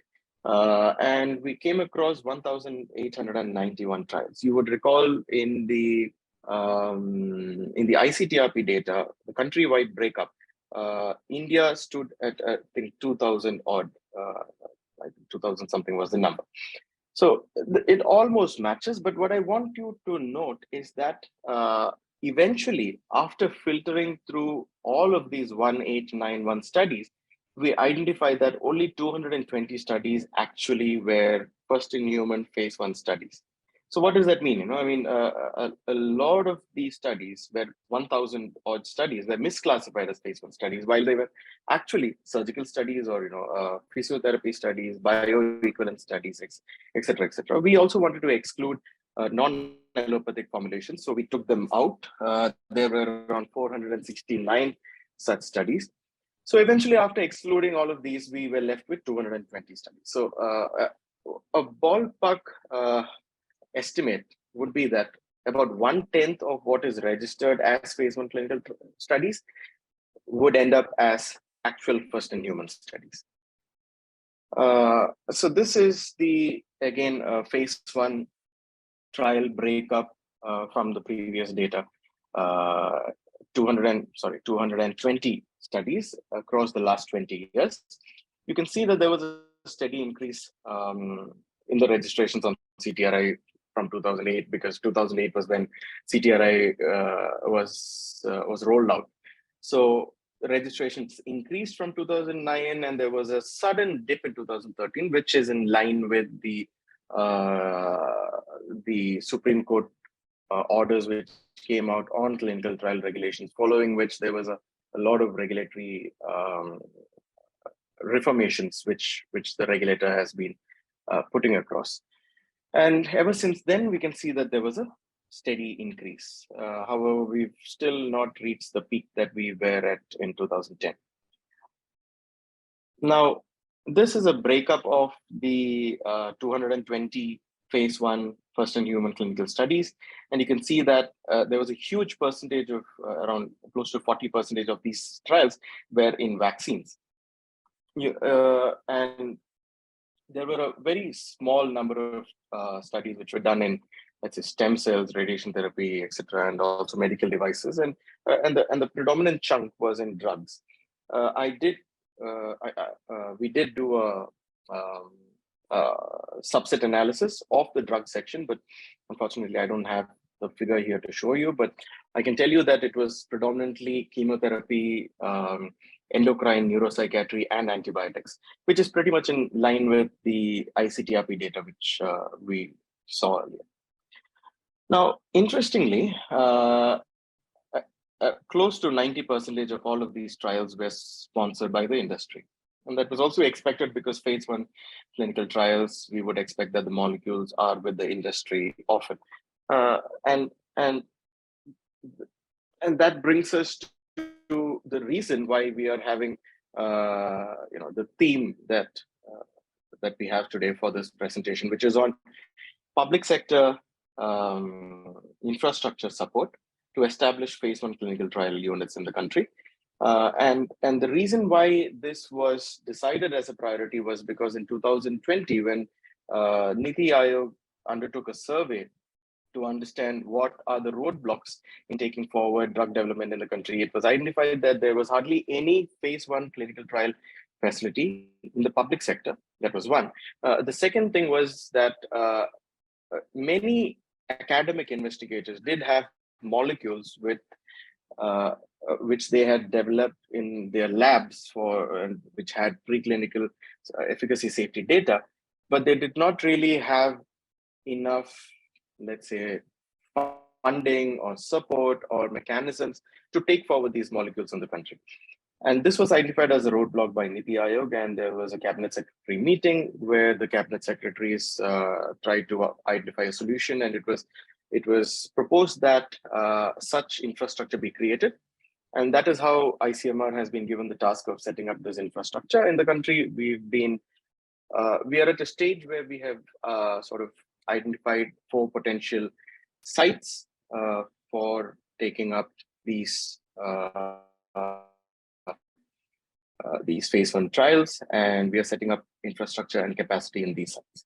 So that's the ecosystem that we are building, and these are the references that we had. So thank you so much for that opportunity, and I hand over to Dr. Shambo. Thank you. Thank you, Dr. Cherian, for this wonderful deliberation. And you had perfectly tell us how we can plan for developing our infrastructure here. And you also had shown sufficient data to see the ray of hope in this sector too in India. So may I ask our moderator, that is Ankita ji, if you have any question in the chat box, can you please let us know? Yeah, sure, sir. Just give me a minute.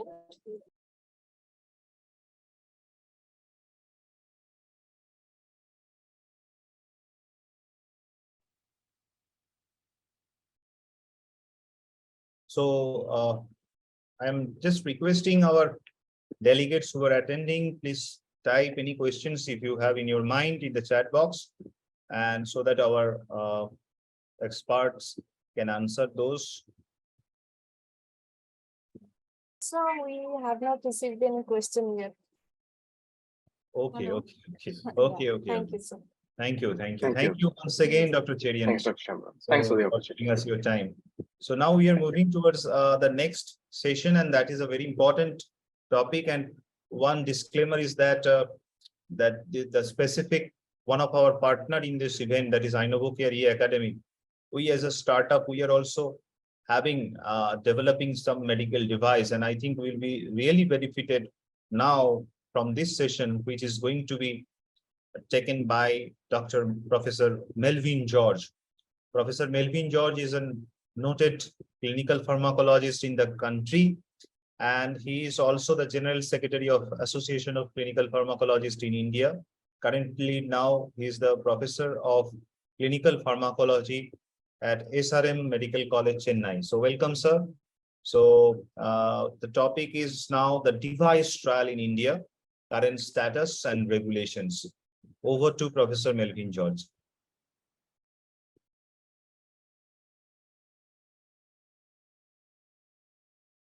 Yeah, am I audible?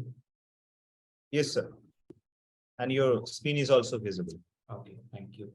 At the outset, I wish to thank Dr. Shambo and team for giving me this opportunity to share about this topic in the special day of clinical trials and National Clinical Trials Day.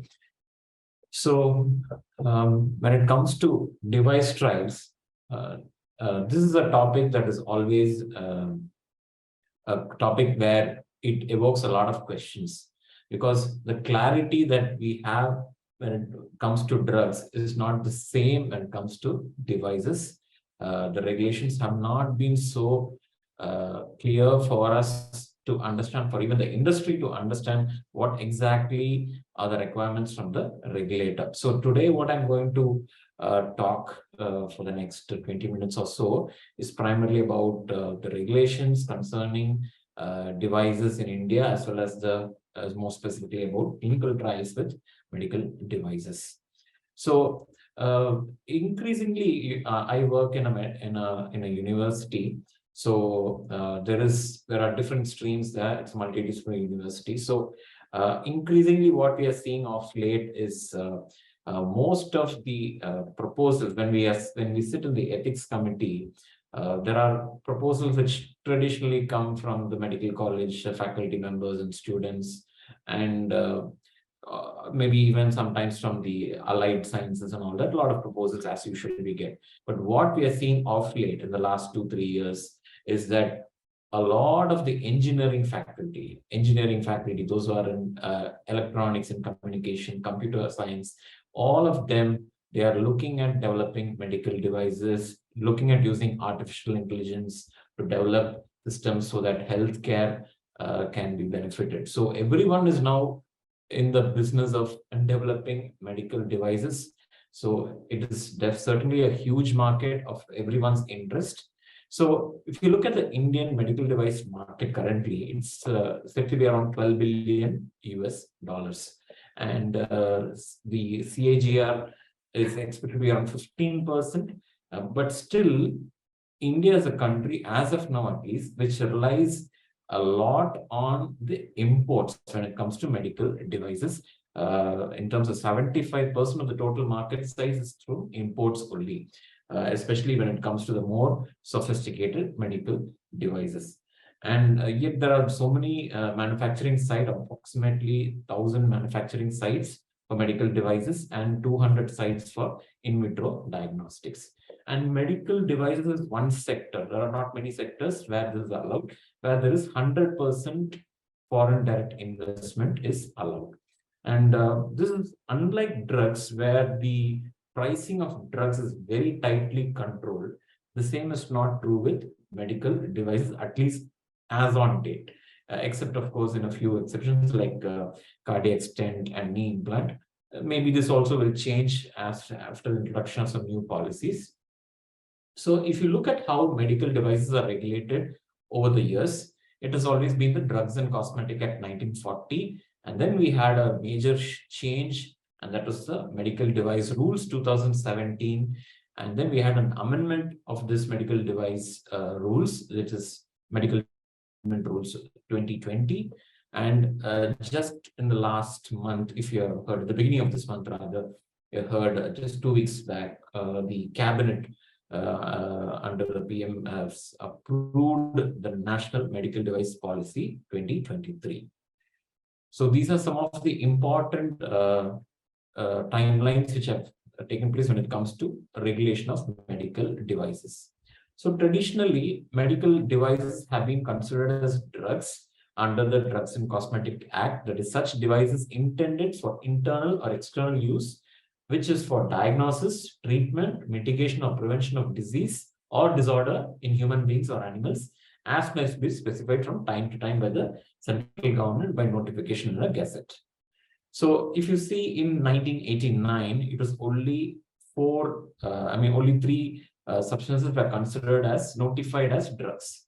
So which means they were regulated. That was the hypodermic syringes and needles, as well as perfusion sets. Slowly, this list increased to 10, which included stents, drug-eluting stents, catheters, intraocular lens, cannula, bone cements, heart valves, scalp vein sets, orthopedic implants, and internal prosthetic replacement. So these were the period of time where literally none of the other devices used in medical devices used were regulated.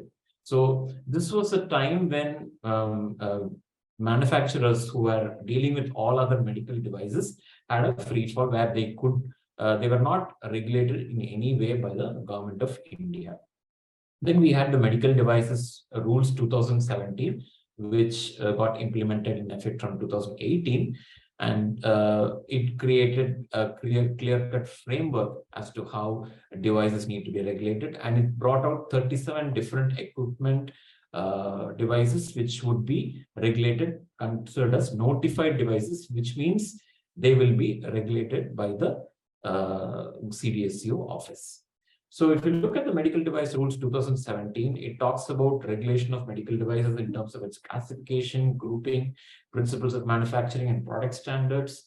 It talks about the organizational structure of the regulation, or the way it's going to be, the body will be regulating it. And it also talks about manufacture for sale and distribution, as well as import of medical devices, labeling of medical devices. And it talks about clinical trials, our topic today, clinical investigations of medical devices, the procedure for import or manufacture of medical devices which do not have a predicate available. And it talks about the medical device officer, device testing officer, and registration of laboratory for testing or evaluation, and sale of medical device, as well as export of device and exemptions. And we have 8 schedules in the medical device rules 2017, which talk about classification of medical devices and in vitro diagnostics, the different fees for different aspects of regulation, and registration and function of notified bodies, documents required for granting of manufacture and importing of license, quality management systems, and post-approval major and minor changes, and requirements to conduct clinical investigation and exemptions. So when we talk about medical devices in India, we have 4 classes: Class A device, Class B device, Class C, and Class D. So these classes are determined by the risk classification determined by DCGI. So Class A are considered as low risk, which include devices like examples, catheters, disposable perfusion sets, surgical dressing material. These are considered very low risk device. Class B would be low to moderate risk, which include a little bit more invasive, like scalp vein set, IV cannula, orthopedic implants would be considered as Class B device. Class C would be relatively higher risk, moderate high risk, ablation devices, coronary dilation catheters, and the Class D would be the most high risk: cardiac stents, high density array catheters, septostomy catheters, so highly invasive devices. So why this is so important is there are different regulations for these different classes. The higher the risk for the device, the the tighter the regulations is going to be. Class C and D obviously are going to have greater degree of regulation than Class A and Class B. Class C and D are more directly regulated by the CDSCO office, whereas for Class A and B, to a large extent, regulation is through the state licensing authority. So just as how we have classification of medical devices in India, it's more or less similar kind of classifications are there even in other countries. And if you look at the clinical investigation, that is need for providing data for clinical trials, it is essentially for Class A and Class B, it is not required, whereas for Class C and D, it may be required when there is no predicate device. And there is also the rules also talks about having a standard. So every medical device should comply with the standard. So the standard mentioned is Bureau of Indian Standards or any other standard that is notified by the Government of India. If there is no other standard, then at least use the ISO standards or any other pharmacopoeial standard. If no other standards are available, then the device shall conform to the validated manufacturing standard. And it is also expected that a company which is manufacturing medical devices, if they find that there is an issue with their medical device, they are expected to withdraw the medical devices and inform the competent authority. So the global standard is ISO 13485. In fact, it is said that once your product complies with ISO 13485, you could also potentially seek approval even from the international regulatory bodies. So a key change of this medical device rules came about in 2020. So as I told you before, it was only approximately around 37 devices which were regulated by the Government of India. But in 2020, we all know 2020 was a time was the start of the pandemic. So this news would not have taken much, would not have gathered much limelight then. But this was a turning point because from this time onwards, the Government of India said that all devices, which include instrument, apparatus, appliance, implant material, or any other article, whether used alone or in combination, including a software or accessory, which is to be used for human beings or animals, which does not achieve the primary action by pharmacological, immunological, or metabolic means, and which is used for diagnosis, prevention, monitoring, treatment, would essentially be considered a device that is to be regulated. So, which means almost all medical devices now will come under the ambit of the CDSCO, and it would be regulated. And so they made it mandatory that every medical device needs to be registered in an online portal. So they have even given a deadline for this registration. So it was supposed to be for Class A and B. It was supposed to be in August 2022, and Class C and D, there is still a timeline till this year, August 2023. And they are supposed to provide certain information, basic information about their product, and get their product registered. So next we come to doing clinical trials with medical devices. So once you submit your application in Form MD 2020, Medical Device 22 to the Central Licensing Authority, where you describe your protocol along with the essential device requirements and the fee payment details, the Central Licensing Authority will conduct an inquiry on the application, and they will permit the clinical trial for the device. So this is the Form MD 2022. Form MD 22, which talks about the various aspects which has to be furnished when you try to get a approval for a clinical investigation of an investigational medical device. So if you look at the clinical trials for medical devices, it is the terminology that is used is slightly different. Dr. Jerin was talking about phase 1 trials. So when it comes to medical devices, we talk about pilot studies or early feasibility studies. Then we talk about pivotal studies, and we talk about post-marketing studies. So pilot, pivotal, and post-marketing studies. So pilot studies is more like a smaller study done to have a preliminary idea about the device performance in humans.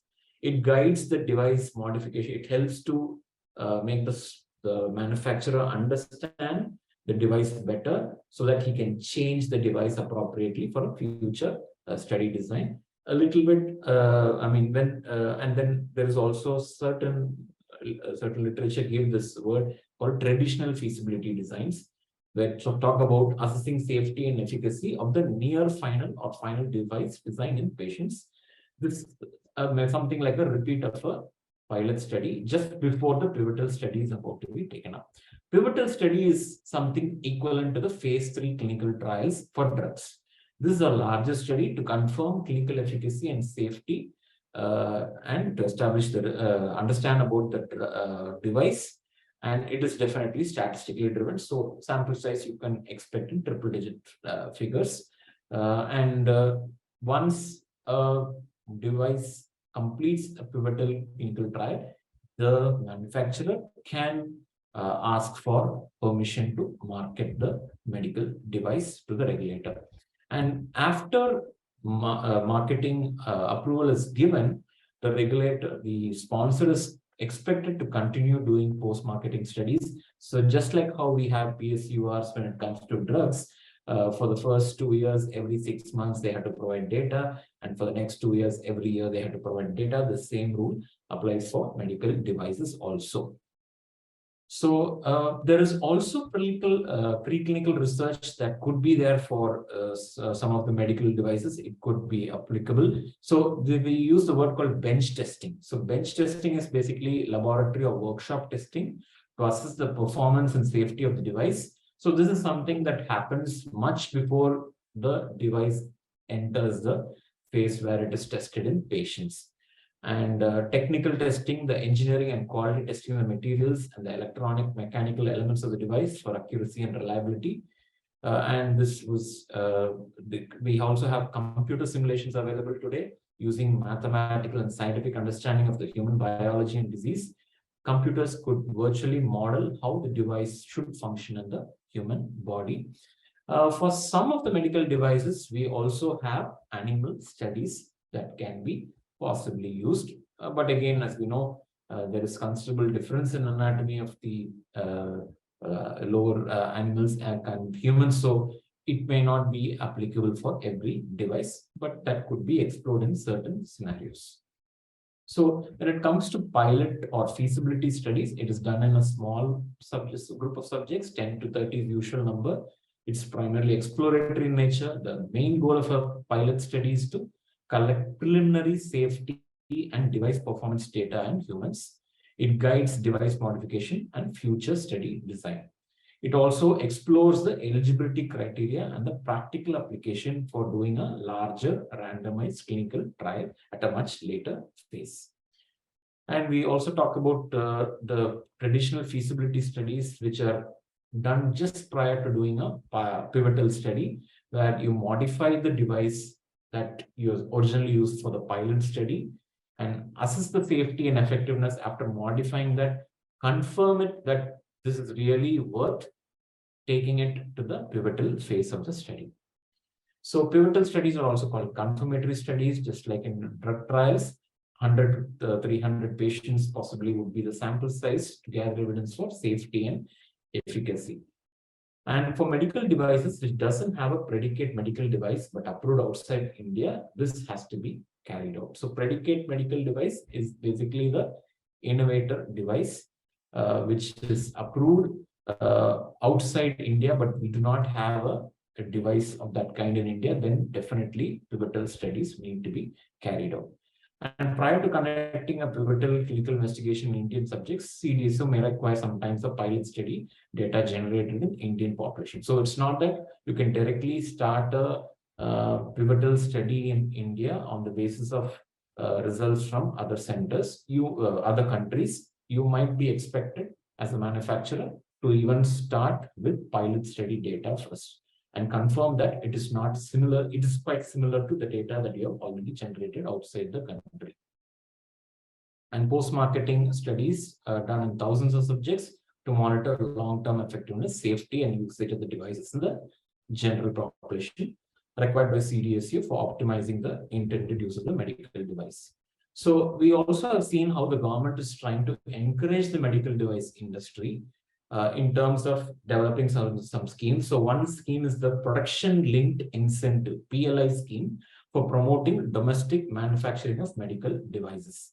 So companies are encouraged through these schemes to develop medical devices. And already we've seen a lot of even companies from outside India using the scheme so that they could set up shop in India and start doing medical device manufacturing in India, so as to fulfill the objective of Atmanirbhar Bharat. And we also have this thing called medical device parks. So this concept is basically creation of a large facility, which is nothing but a common infrastructure facility, which could help in which will act like a central instrumentation laboratory that would help companies who might not have the wherewithal within them to invest in R&D, but they could use these medical device parks and develop their prototype model of the medical device that they are having in mind. And this call came for different state governments, for the state governments to apply. And currently, almost 4 of the states have been shortlisted for developing medical device parks: Madhya Pradesh, Tamil Nadu, Himachal Pradesh, and Uttar Pradesh. So these are huge medical device parks, which are basically set up to have a common instrumentation facility to develop medical devices. And then lastly, I would close by talking about National Medical Device Policy 2023. It is the latest thing that has just come 2 weeks back. It is a very visionary document which talks about how India should emerge as a global leader in manufacturing. Currently, it's around $11 billion. So they're expecting that in the next 7 years, India should reach that $50 billion park and as a medical device industry. So if you look at the mission, it is talking about access and universality of medical devices, affordability, quality of the medical devices, the use of medical devices which are more patient-centered and quality care. And it talks about preventive and promotive health. Now, this is one area which so far it was probably not used much. So increasingly, we are seeing that diagnostics are being used at a much earlier level to detect diseases so that they could be prevented. So a lot of companies are there using AI tools and all that, which are trying to use non-invasive methods to diagnose diseases. And this is a big thing that is currently coming up. So we could see more of these kind of devices emerging in the market in the coming years. And they would be obviously regulated through this preventive and promotive health mission. And then we have improving skilled manpower. So it is expected that this medical device industry is going to grow by leaps and bounds in the next few years. So having good skilled manpower through Skill India program is one of the missions of this that is expected to be envisaged to this policy. And of course, security in terms of the companies which are manufacturing in India, they are sufficiently protected, just like how we see with food and drugs. And then research and innovation, essentially creating an ecosystem so that all who are involved in research or are in medical devices are helped. Currently, we have only maybe a few centers in India which have academic institutes in India, like NIPER and some other few ICMR, some central institutes might be having facilities to develop medical devices. So the idea is to ensure and encourage that more centers, more academic centers could be handheld to develop an innovation ecosystem for developing medical devices. So some of the strategies to improve medical device sector include regulatory streamlining, wherein a single window clearance system is suggested so that medical device companies would not have too many hassles when getting their regulatory approvals, enabling adequate infrastructure, facilitating R&D innovation, attracting investments through venture capitalists, and HR development, human resource development, and brand positioning and awareness creation. So all this, ultimately, the policy says that it would have some clear outcome metrics to measure the equity as what is the outcome of all these things that they do.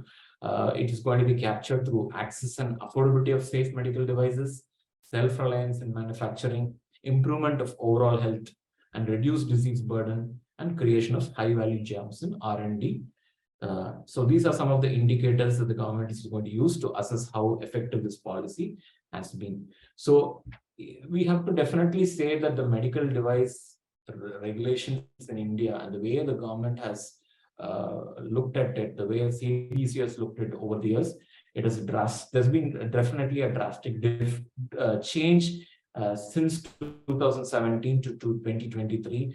It's a very forward-looking document. So we can certainly say that in the coming years, we are going to see more of medical device clinical trials in India.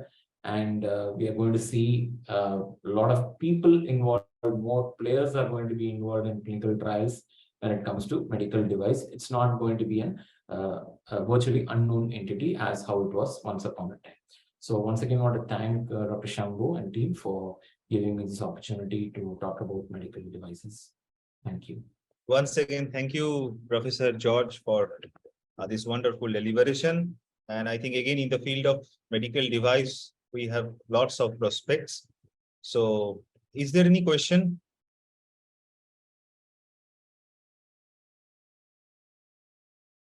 Ankita ji, can you please share us the questions, if any? So there are no questions received, sir. Okay. Okay, again, thank you, sir, for giving us your time. And we are moving towards the next session. And for that, we have Professor Nitya Gupte, madam, who needs again no introduction. Madam is now the head at the Department of Clinical Pharmacology at KEM Hospital and St. G.S. Medical College. She is a noted clinical pharmacologist in this country. We are really privileged to have you, madam, with us. Now, stage is yours. Over to Professor Nitya Gupte, madam. Screen visible, audible, all good? Yes, madam. Yes, madam. Fine, madam. Okay. So let me start by talking about my tryst with enrichment. And this is a personal story, which is actually true. Madam, shall I? One thing, you have to make it full screen, madam. Yeah, better?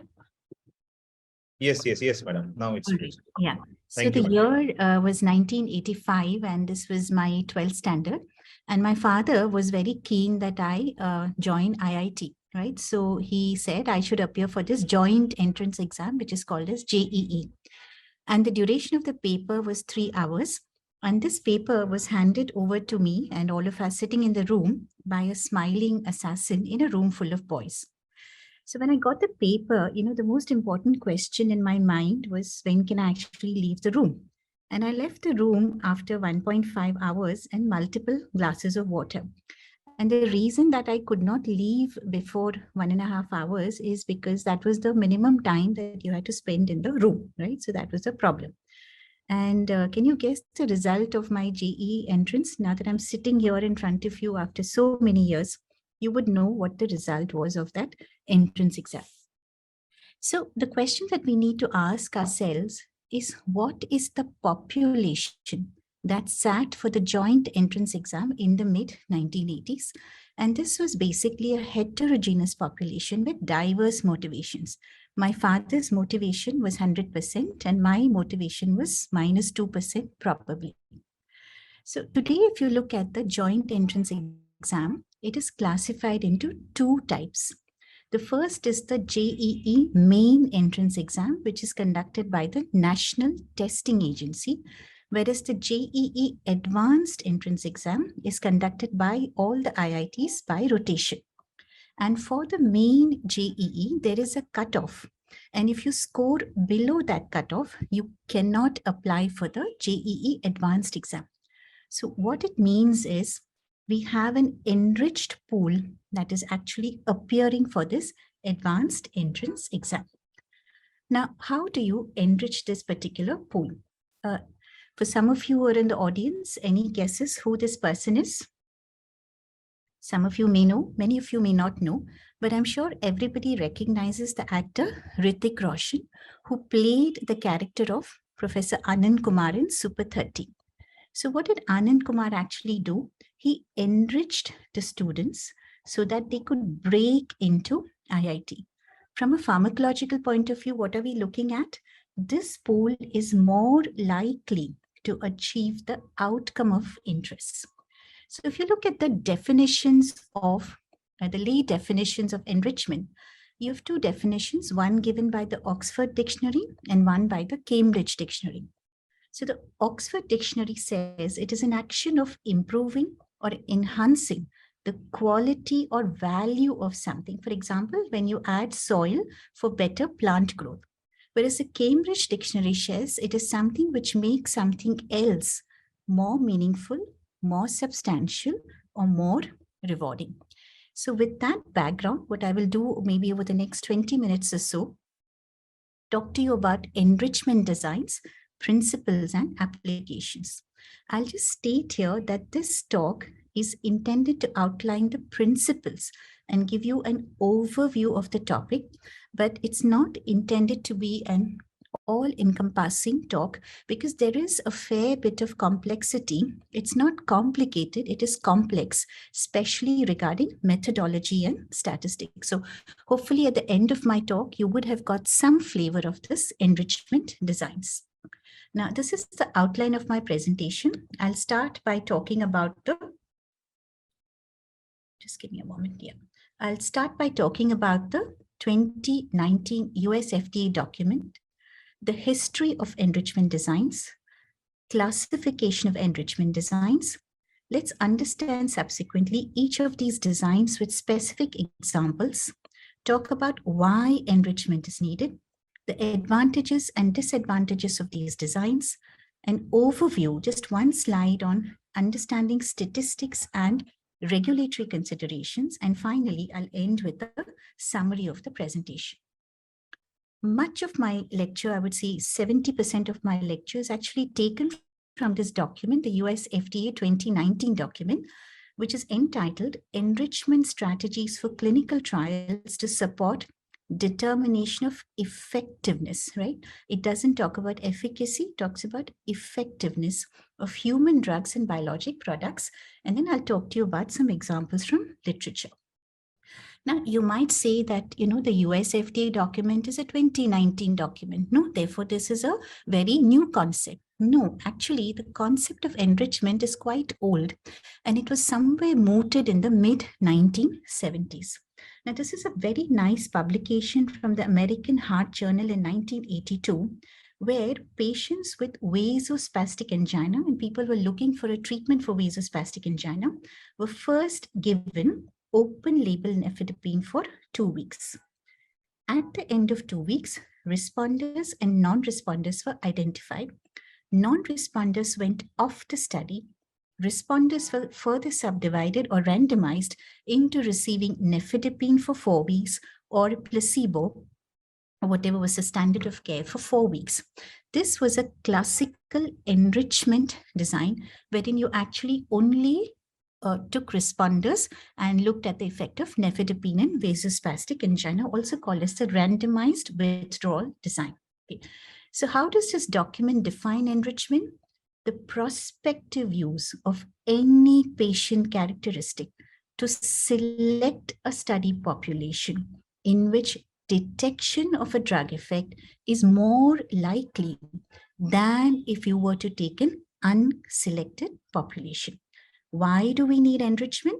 Because it increases the ability of a trial to detect the effect of an investigational drug. So if you recollect the definition of power, the ability to detect a difference should a difference actually exist. So what you're doing is increasing the ability of the study to detect the true effect of the intervention in question. Now, there are 3 kinds of enrichment designs.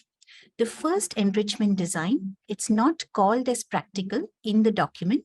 It's called as decreasing variability. But what we call it is practical enrichment. The second is prognostic enrichment. The third is predictive enrichment. And a small sub-note in the document talks about adaptive enrichment. So let's go through all of these one by one. Now, what is practical enrichment? Basically, you include only those patients where the baseline measurements of a disease or biomarker are within a narrow range. Therefore, you are obviously decreasing heterogeneity. You exclude patients whose symptoms may respond spontaneously, improve, for example, allergic rhinitis. Or you will exclude patients with highly variable measurements, for example, fluctuating blood sugars. And you might have approaches to improve the power of the study. For example, in one of the studies that we did for Serum Institute of India with a monoclonal antibody for rabies, against rabies, we made sure that patients came from a 2 or a 5 kilometer radius around KEM hospital so that they would come back for all the 5 rabies vaccinations. If they stayed beyond that, the train and the bus services in the city would not make them compliant for the follow-up. And obviously these approaches improve the power of the study. And because there is improvement in power, you are able to detect a difference due to the intervention. This is the study which is called as the Carolina study. This Carolina study evaluated linagliptin versus glimepiride, and you will see that there is a screening phase, informed consent, and then you have a placebo run-in period. At the end of this placebo run-in period, if the glycated hemoglobin still remains within 6.5 and 7.5, these patients get randomized either to linagliptin or glimepiride. And for all these people who respond to non-pharmacological therapy get eliminated or they are out of the study. I earlier gave you the example of my father and IIT, right? So this heterogeneity is actually made more homogeneous when you have students who are enriched to appear for the joint entrance examination. So if I were to summarize the first part of my presentation on practical enrichment, what we are attempting to do is to reduce the noise related to heterogeneity. Therefore, you enable the drug effect to cut through this noise. The next kind of enrichment is called as prognostic enrichment, wherein you have two categories. You choose patients with a greater likelihood of having a disease-related endpoint, particularly if it is an event-driven study. For example, if you have COPD, you're looking at patients who are more likely to be hospitalized. Or you have patients with a likelihood for substantial worsening in the clinical condition, what we call as high-risk patient identification. So let's understand this with the example of the consensus trial of enalapril. Now, what is the research question here? Does enalapril impact mortality in patients with severe congestive heart failure relative to placebo or standard of care over a 6-month period? Now, if you look at the functional New York Heart Association classification, 1 is no limitation of physical activity, 2 is slight limitation, 3 is marked limitation, but nothing at rest, but 4 is unable to carry out any physical activity without discomfort. Now, what was the inclusion criteria in the consensus trial? Patients with functional class 4 congestive heart failure. So you might wonder, why do you want to take high-risk patients? Why do you take patients who are so sick, right? And there are two ethical arguments here, along with methodological arguments. Now, what are these two? The first is on risk-benefit. Therapies which have more or much more than minimal risk are actually ethically justified only in patients who are likely to have a disease-related outcome. So obviously you don't want to use a high-risk therapy if the patient is at low risk of that particular outcome. And the second is preferentially selecting patients with a higher event rate, patients with higher event rate, can actually improve the power of the study and therefore ethically actually have fewer number of patients needed for enrollment, and therefore you actually have policy making faster. So if you look at the results of the consensus study, the crude mortality in the placebo group was 44%, enalapril 26%, and the absolute risk reduction to 44 minus 26 was 18%, right? And obviously the trial was successful. Then somebody down the line said, oh, that consensus trial only took patients with severe congestive heart failure. So what about patients with the New York Heart Association? 2 and 3, chalo, let's take all of them together. Now, if you look at it, this was also similar.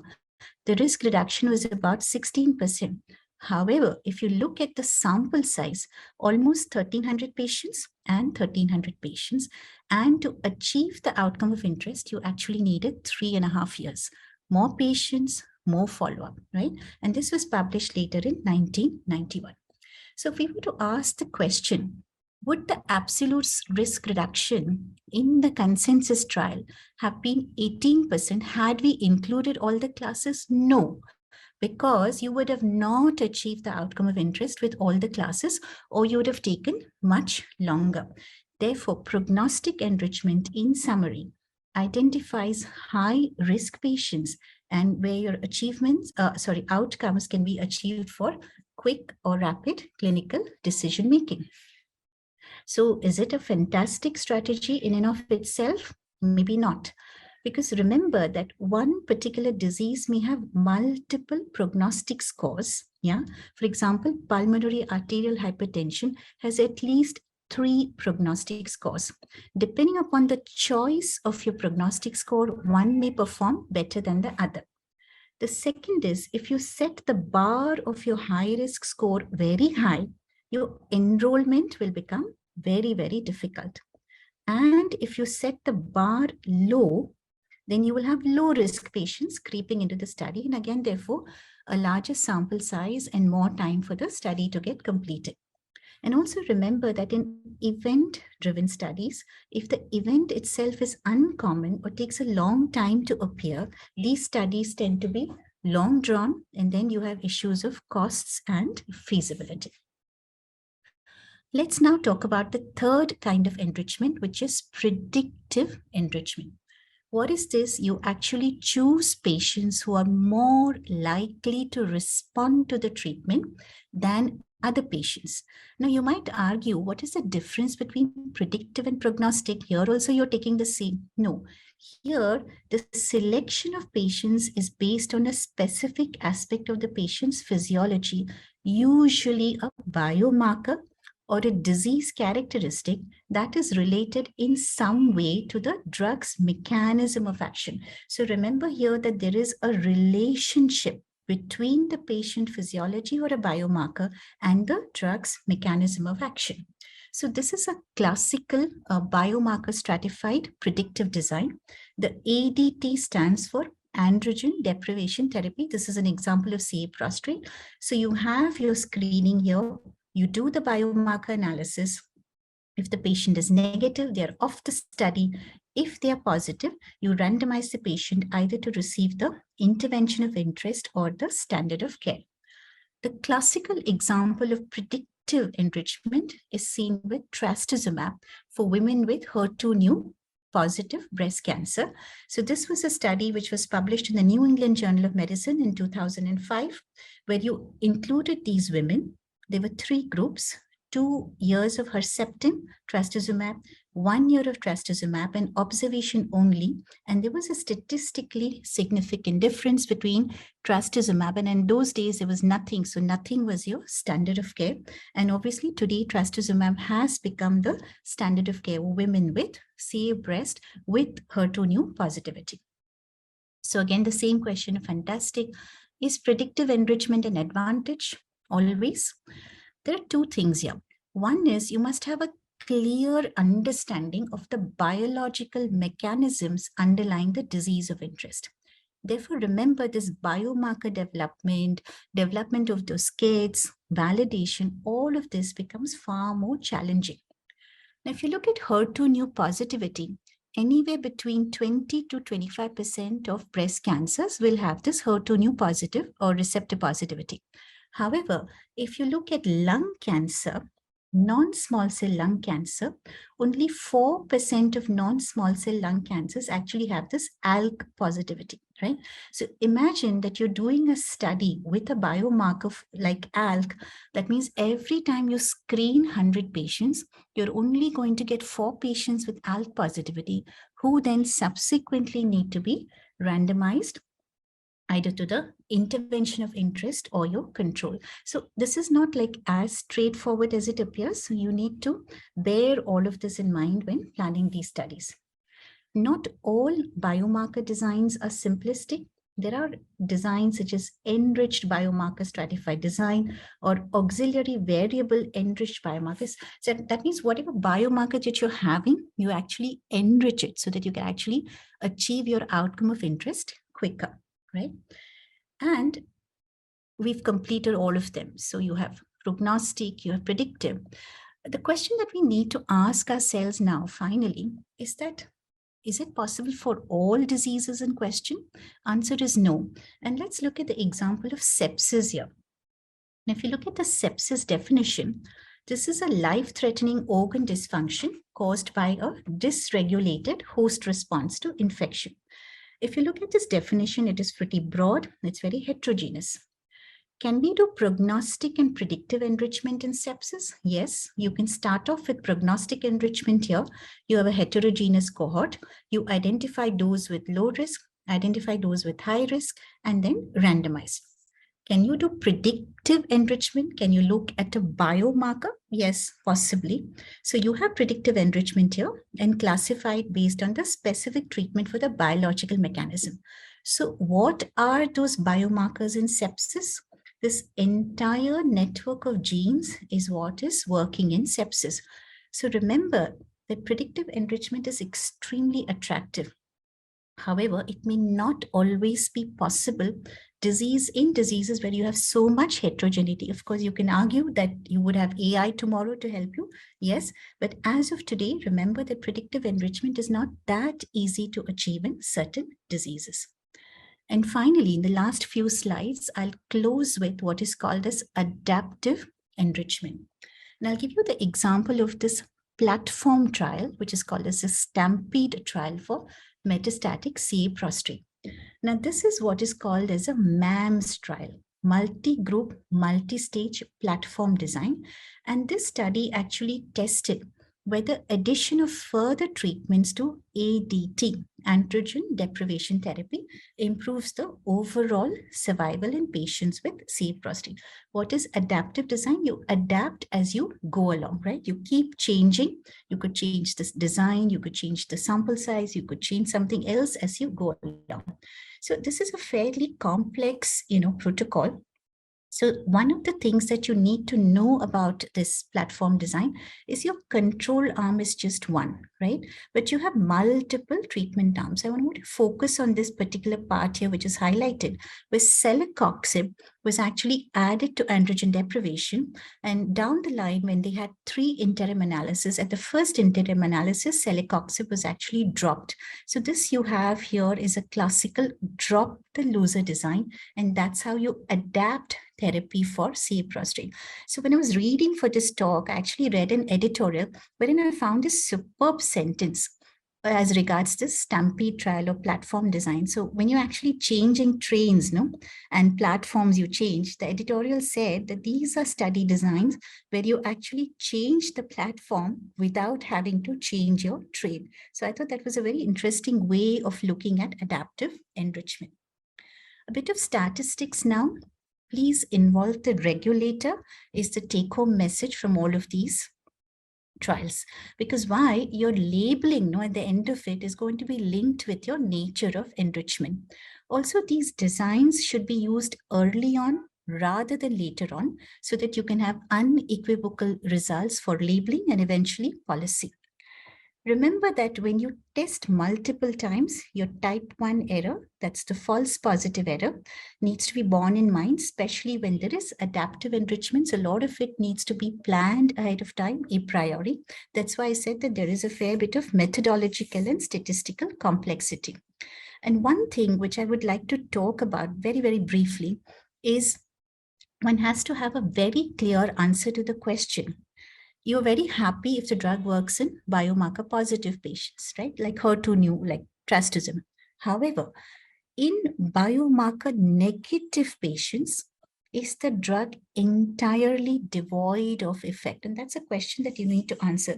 So oftentimes regulators might ask you to test your product even in patients who are biomarker negative. Where is all of this leading? Why I bother about enrichment trials? Precision medicine. What is precision medicine? It refers to the prevention, diagnostic, or treatment strategies that take into account individual patient characteristics. So the purpose of all of these enrichment designs and the key tenet of precision medicine, in cancer, we call it cancer precision medicine. Ultimately, it is to tailor the drug to the patient. It is to individualize the patient. So enrichment is all about precision medicine. So in summary, I talked to you about enrichment designs. I talked to you about the history from the mid-70s. It's not a recent concept. The first guidance document from the US FDA came about in 2012. The 2019 document is what I expounded on. We have practical enrichment, that is reduced variability, predictive enrichment using biomarkers, and prognostic enrichment, where we identify patients at high risk and those who are more likely to benefit. Also remember, like I said, there is not just a methodological or a statistical argument, there's often an ethical argument for all of these studies. We then discussed a stampede trial and adaptive enrichment. And finally, we touched upon a little bit of statistics and how liaising with the regulator is very, very important. This is my last slide. A lot of what I am today is thanks to my teachers, Shirsagar Madam and Tate Madam. And on International Clinical Trials Day, I'd like to acknowledge both their contributions in my life, which has been tremendous. And of course, Dr. Shambo, thank you for having me here today and the entire conference room. Thank you very much, everybody. And thank you for a patient listening. Thank you, Madam. Thank you very much for enriching us with these enrichment design principles. So we are really grateful to you, Madam, for giving us your valuable time. And if we have some questions, we can address. May I ask Ankita ji, if you have any questions specific for this? No, sir. We haven't received any Okay, questions. so we can take those questions. If someone is sending questions, you please Yes, type. sir. I'm keeping the following up. Yes, Yeah, sir. yeah. Okay. So thank you once again, Madam, for this wonderful deliberation. So we are now moving towards the next session. And for that, we have Dr. Shukanto Sen. Professor Shukanto Sen is now the professor and head at the Department of Pharmacology at iCare Hospital, Holdia.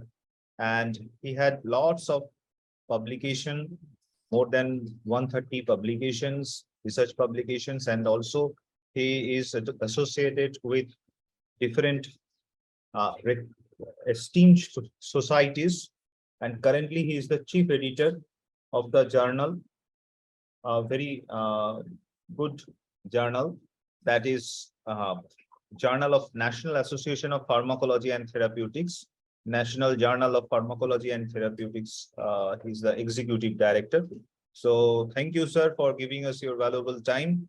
So we'll learn about the important aspect of another important aspect today, that is pediatric pharmacology, the drug journey in the pediatric population from benchside to bedside.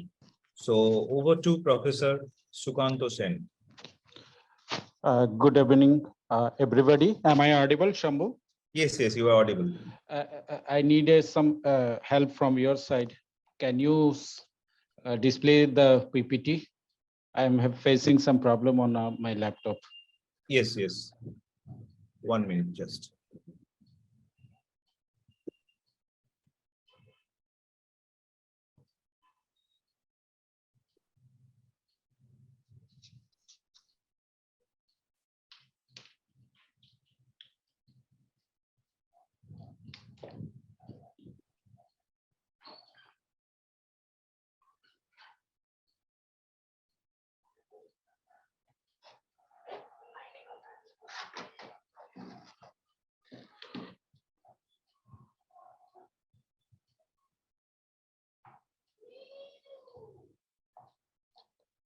So is it visible? Yes, it's visible. Thank you. Okay, thank you. So at the outset, I am thankful to the organization for giving me this opportunity. Since morning, for the celebration of International Clinical Trials Day. So we had a different online and offline session. So it's a hectic schedule for the audience and for the speaker also. So anyway, I'll try to do some justice on the topics. So today's discussion is on pediatric pharmacology from molecule to bedside. As you all know, there is a significant need for research and development, especially for the pediatric medicine. We all talk about the adult clinical trial, but this is a very new things and very complicated area. So because only a small fraction of marketed and utilized in pediatric medicine, they are clinically evaluated. This is not the scenario of India. Even if you see the European Union and even in the United States, majority of the marketed product, they are either not properly labeled or they are inadequately labeled. So in the absence of suitable medicine, which is having clinically safe and efficacious in pediatric patient, so we are putting this vulnerable section into significant risk. So we talk about different drug delivery development systems. So there is a pediatric drug delivery system also. So in nutshell, there is a huge investment. There are lots of years required from molecule development to the drug coming into the clinical pictures. So and during the COVID time, we also came across the difficulties of doing clinical trials in the pediatric populations. So I'm not going into the details. There are two things or tragedy we come across from the history where the formulation preparation which is available in the market has been improvised. So one is sulfonilamide elixir. The incidents took place in the year 1938, and another one is thalidomide history. So after that, in the year 1962, the US drug efficacy amendment, they have asked the pharmaceutical company to have adequate control studies, and now this is acceptable worldwide. So we coming back to the diethyl glycol poisoning tragedy. During that times, even today, the children friendly preparation development is a very complicated process, and still the pharmaceutical companies facing problem. This problem is not with the product available for the adult. So during that time, what happened? The sulfonamide is an antimicrobial agent which is having low solubility. So there is no proper vehicle or for having child-friendly preparations. So the Messengill pharmaceutical company, what they did, they add a non-aqueous solvent diethyl glycol without doing the safety study of that excipients or the vehicle into the pediatric preparations. So there we have observed there is a different number of more than 100 cases of death during pediatric population. And still there is a challenging preparing doses formulation. Next slide, please. Next one. Next, please.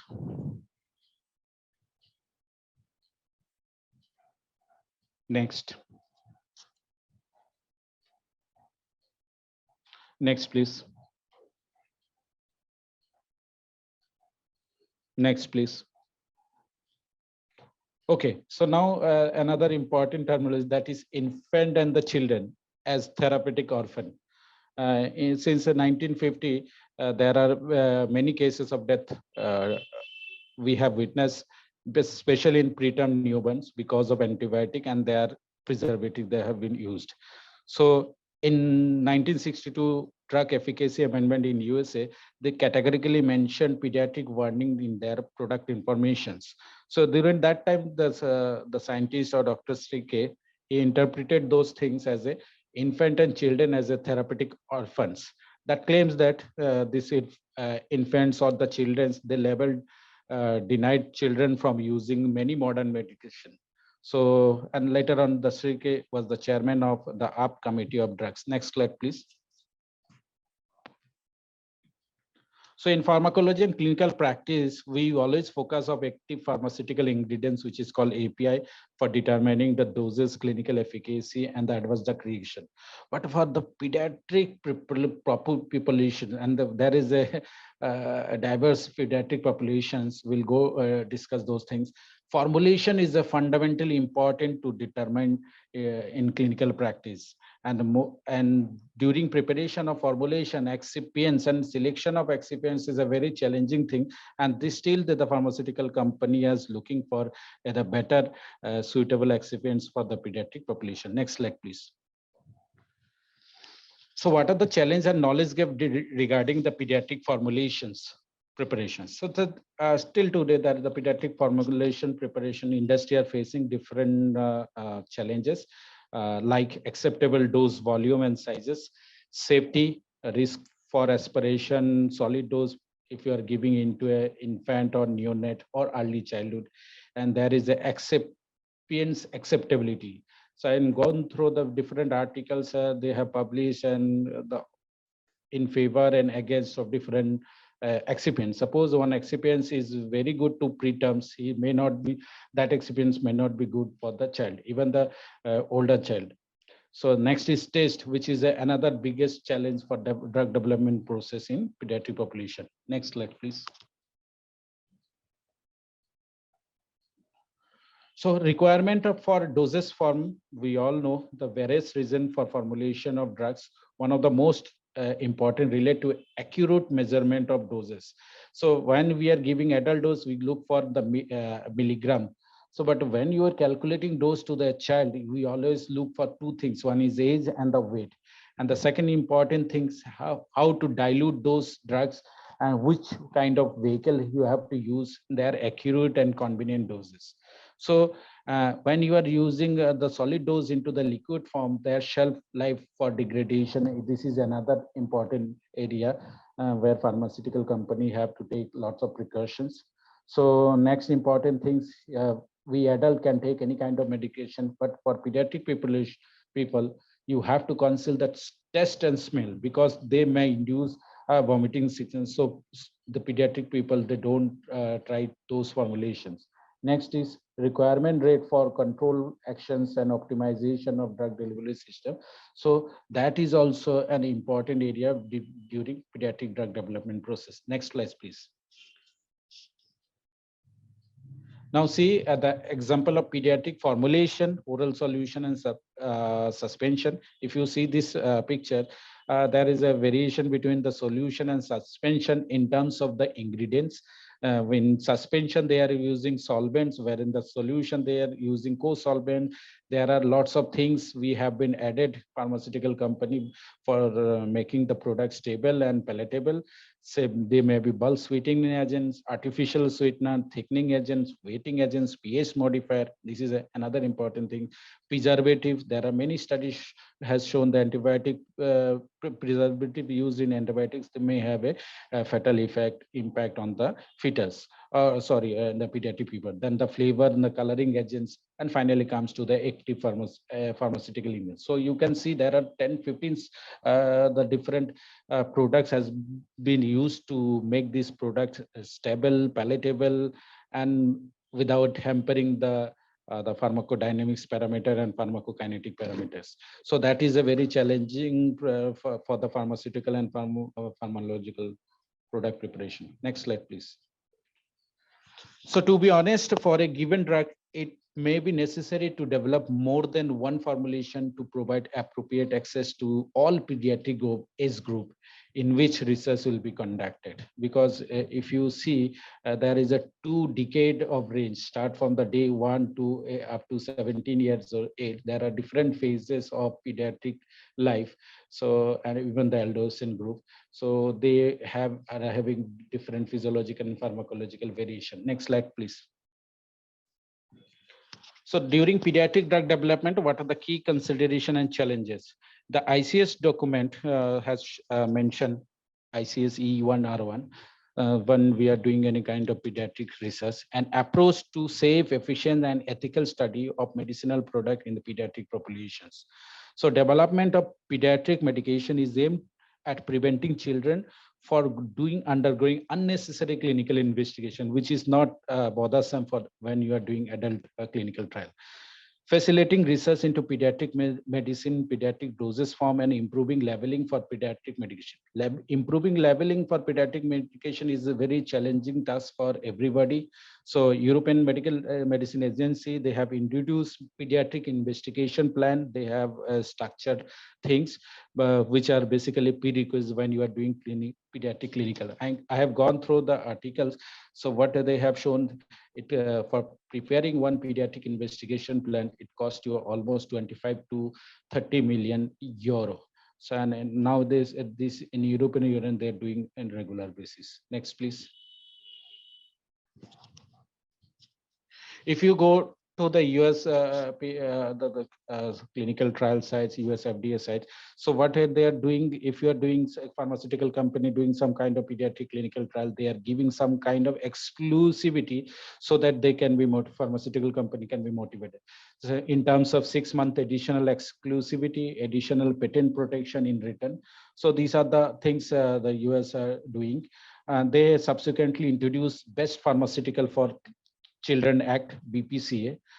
This is basically a procedure how to study a pediatric application of generic drug, even the non-generic product where no pediatric medicine are available, and endorse the publication of new all findings. You have to publish those data for the general public, and through this act they are getting feedback from the general people. So there is a variation, some little bit of variation pediatric clinical trial rules regulation in USA and European Union. Everywhere they are giving some kind of exclusivity or extension to the pharmaceutical company for in terms of patency. Next slide, please. Next. Next, please. Oh, okay. So pediatric clinical trials.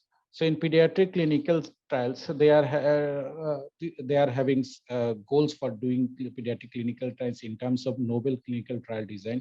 So which is particularly to the pediatric age-specific population. There should be rigorous rigorous protocol in collaboration with the different regulatory authorities. They are supporting the pharmaceutical company, expert in pharmacology. They are doing some modeling and simulation to help clinical trial process and submission of trial result to FDA for level change consideration. So these are the things for pediatric clinical doing in the USA. Next slide, please.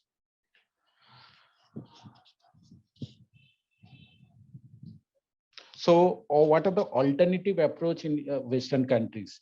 So what they have observed, there are intrinsic difficulties while generating data from pediatric population because of ethical issue or feasibility issue.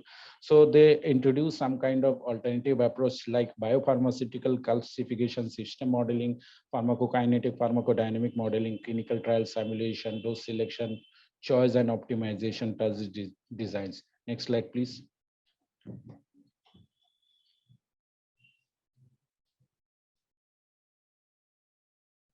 So when you are saying children, it's a broad and heterogeneous terminology. And there are 5 category of subclasses. It is the P term, it is the full term infant, it is neonate, it is infant. They are children which are between 12 to 11 years, and then adolescent 11 to 16 years or 8, based on the different country guidelines. So age-specific formulation is required to have a maximum efficacy and minimum medication error. This is a very really challenging for the pharmaceutical company, even the pediatrician who are basically using those formulation for different age group pediatric patients. Other criteria is how to easy the preparation instruction for the use of caregivers. Whatever that information leaflets is available, they are understandable by the caregivers, and their acceptability of the product, how they are palatable, what is the tablet side, because tablet can be taken easily by 5-year child, which is not be taken by the 2-year child. So choice and amount of excipients, this is a very debatable area, and there are lots of researches going on what kind of excipients you have to choose for different 5 category of study, as well as alternative delivery system and appropriate packaging. Next slide, please. Now see, this is the pediatric subclass 5 category. and based on age and weight, you have to administer medication. And during the drug development process, you have to think about the peculiarities of different age group, and based on that, you have to prepare formulation and use safest excipients. Next slide, please. So for use of excipients, so there is a database system which is called STEP database, which is basically a safety and toxicity of excipients for pediatric use. So this safety and toxicity of excipient for pediatric STEP database is appropriately, they quickly identifying the issue, and they are sharing those information to all the pharmaceutical company for the betterment and the better products so that come into the market. So next slide, please. So there are 6 component of STEP database, which is basically dealing with safety and toxicity of excipient for pediatrics. I'm not going into the details. So once you go through this database, you come across the various information regarding excipients, how they can be used for different category of pediatric populations. Next step. Next slide, please. Now see, there is an extensive risk of excipient which are used for different other reasons, but they are not safe for different category of pediatric populations. For example, sodium benzoate, benzyl alcoholic acid, if you are using in the preterm babies, they may be toxic to the livers, and if there may be chances of death.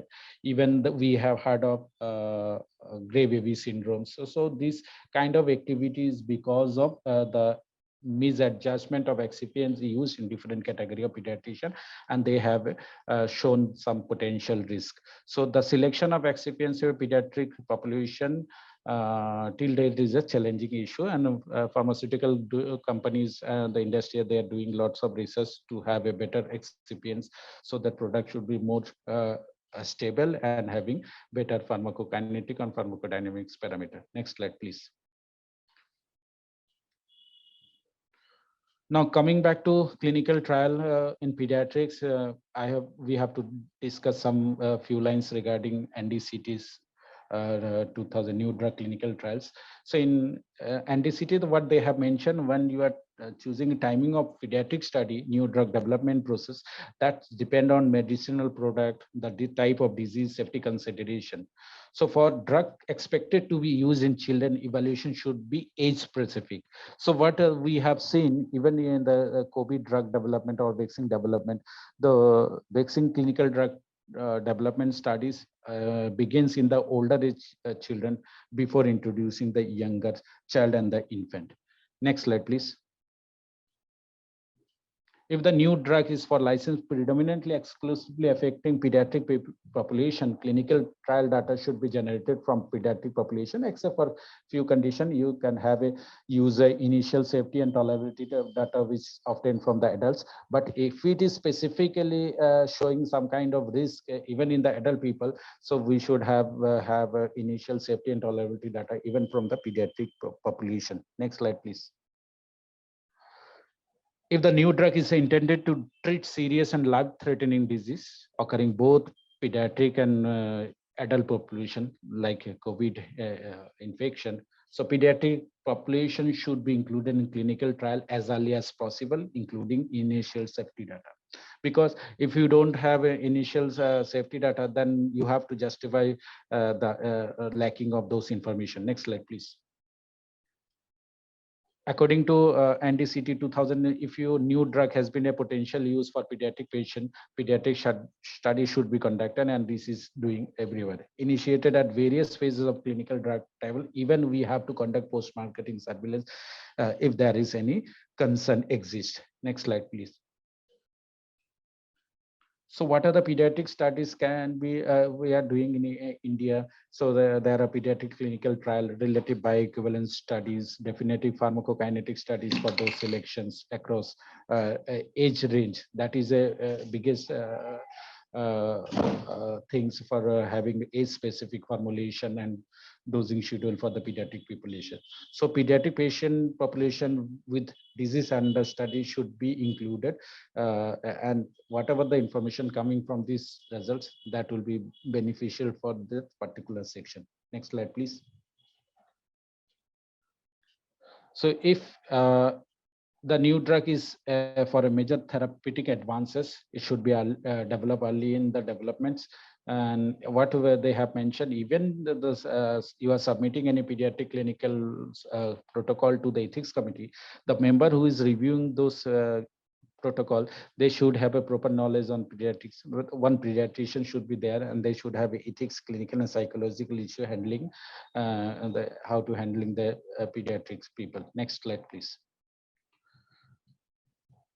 Informed consent process, we are not going into the details. There should be two things. One is written informed consent, and that is asset. And everything has been categorically mentioned, both NDCT and the National Ethics Guideline developed by the ICMR 2017 for the pediatric populations. Next slide, please.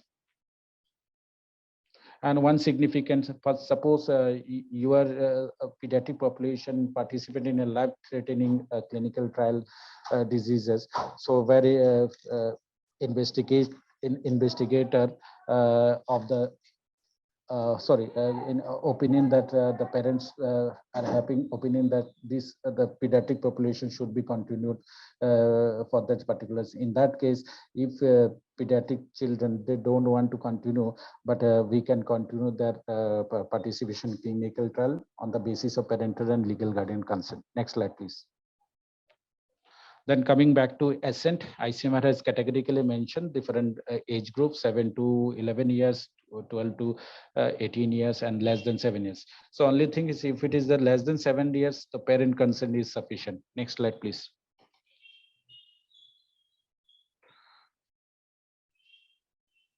Next slide, please.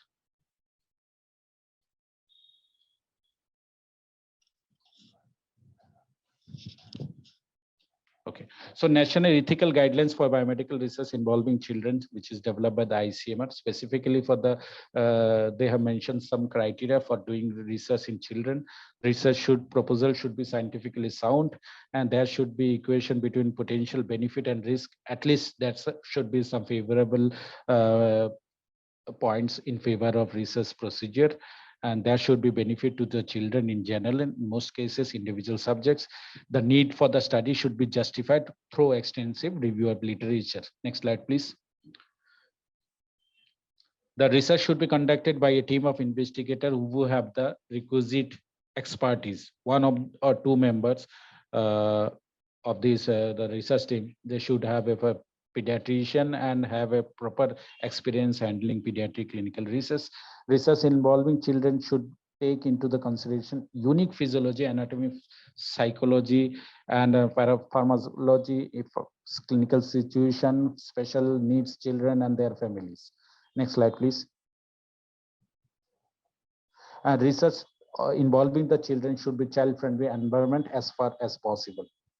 So there is a role of pediatrician in clinical trial. So you should have a child-friendly environment for doing clinical trial. Next slide, please. So pediatric formulation to be used in pediatric studies. Formulation is the biggest challenge for clinical drug trial or clinical drug development process, and that should be categorically mentioned in protocol preparation. A specific formulation should be used to avoid risk adverse drug reactions. What we have seen, if you are using tablet formulation in the younger children, there will be chances of choking. We all know. So that's why for once you want entertain the people of less than 3 years or 2 years, so you have a different kind of age specific formulation. Next is experience used formulation should take in consideration the age of the children included in the study, which we have already discussed. Benzyl alcohol, which is exocrine, that should be contraindicated in neonates. You can use those preparation in older age pediatric populations. So then another issue is contamination and degradation of medicine products. That should be also category mentioned in the protocol. Next slide, please.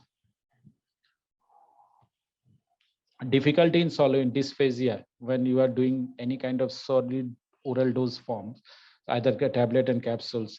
So the preparation of that age-space appropriate doses form, the pharmaceutical company, they're doing lots of research for this.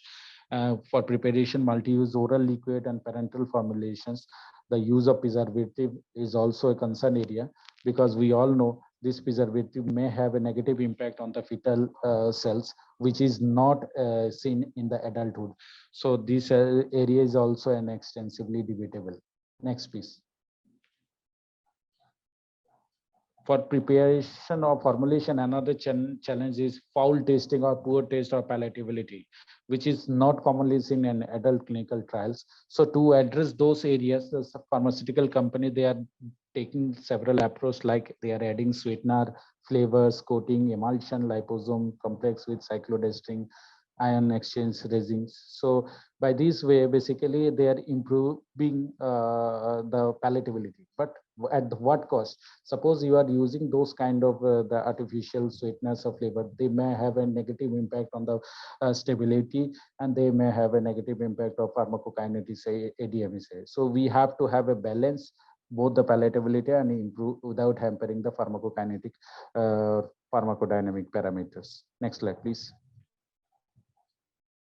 If you go through the literature, Conrad 2003 has mentioned even the UK and the European Union in US population, 70% of the children treated in the hospital, they are using off-level medicine. Now see, this is a significant number, and now you can imagine what is the status of in our country. So similar study, similar situation in the US also, only a small fraction of drugs they marketed, which are basically evaluated in clinical population. Annual percentage increasing drug spending rising because of these off-label drug medications, and these days number of children taking medication increasing day by day. Next slide, please. There are different studies has shown 80% of the listed patient information sheet, which is available in pediatric medication in US, they are having they are not having proper specific doses information. Even in USA, less than 30% of the drug which is marketed in USA, they are only for pediatric use, and out of that 38% of new medical products which are potentially of benefit in pediatric therapy, they are not properly labeled. So now see, it is not the only problem with the drug development process. Even the information available in the market in terms of patient information sheet, so that should be adequate. Otherwise, there will be a problem with the caregivers, and there may be more chances of medication errors. Next slide, please. And then another problem with the pediatric population, that is when you are treating a patient, and there may be chances of underdosing and overdosing, because the information of the formulation available, they are not specific to all category of pediatrics. So if you are using those information, they may be suitable for one category of pediatrician, older pediatrician, they are not suitable for the younger one. So there may be chances of both overdosing, and if there is a overdosing, there may be chances of adverse drug reaction. Because of that, there is more chances of hospitalization. If you are just vice versa, there may be chances of underdosing, and if it is underdosing, so there may be chances of mistreatment of particular therapeutic. So overdosing, underdosing is the most common type of medication error, specifically for pediatric population. Next slide, please. So to handle those physiological, regulatory, ethical, practical reason, the British National Formulary for Children has been created in the year 2006. So, and they have categorically mentioned, when you are treating a pediatric population using the adult drug information, offline drug, it is not just putting downward base relative to milligram weight base. Just I know the adult dose, just you calculate and convert into pediatric dose. That is not that simple. So whenever you are using those formula, there may be chances of both under treatment or over treatment. Next slide, please. Now we are going to discuss some physiological and pharmacological challenges in different category of pediatric population. First of all, preterm newborns.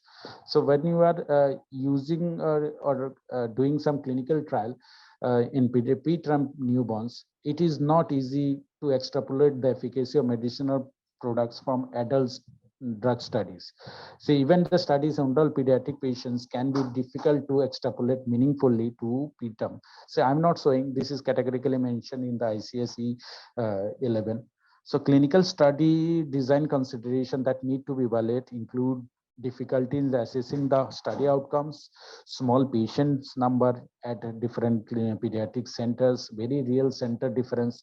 If you see the infrastructure between the clinical trial site, entire India and outside, small pharmacokinetic sampling, you cannot take large amount of sample from the very preterm infant. So if you are having less amount of samples, that necessitate enhanced sampling and preparation techniques.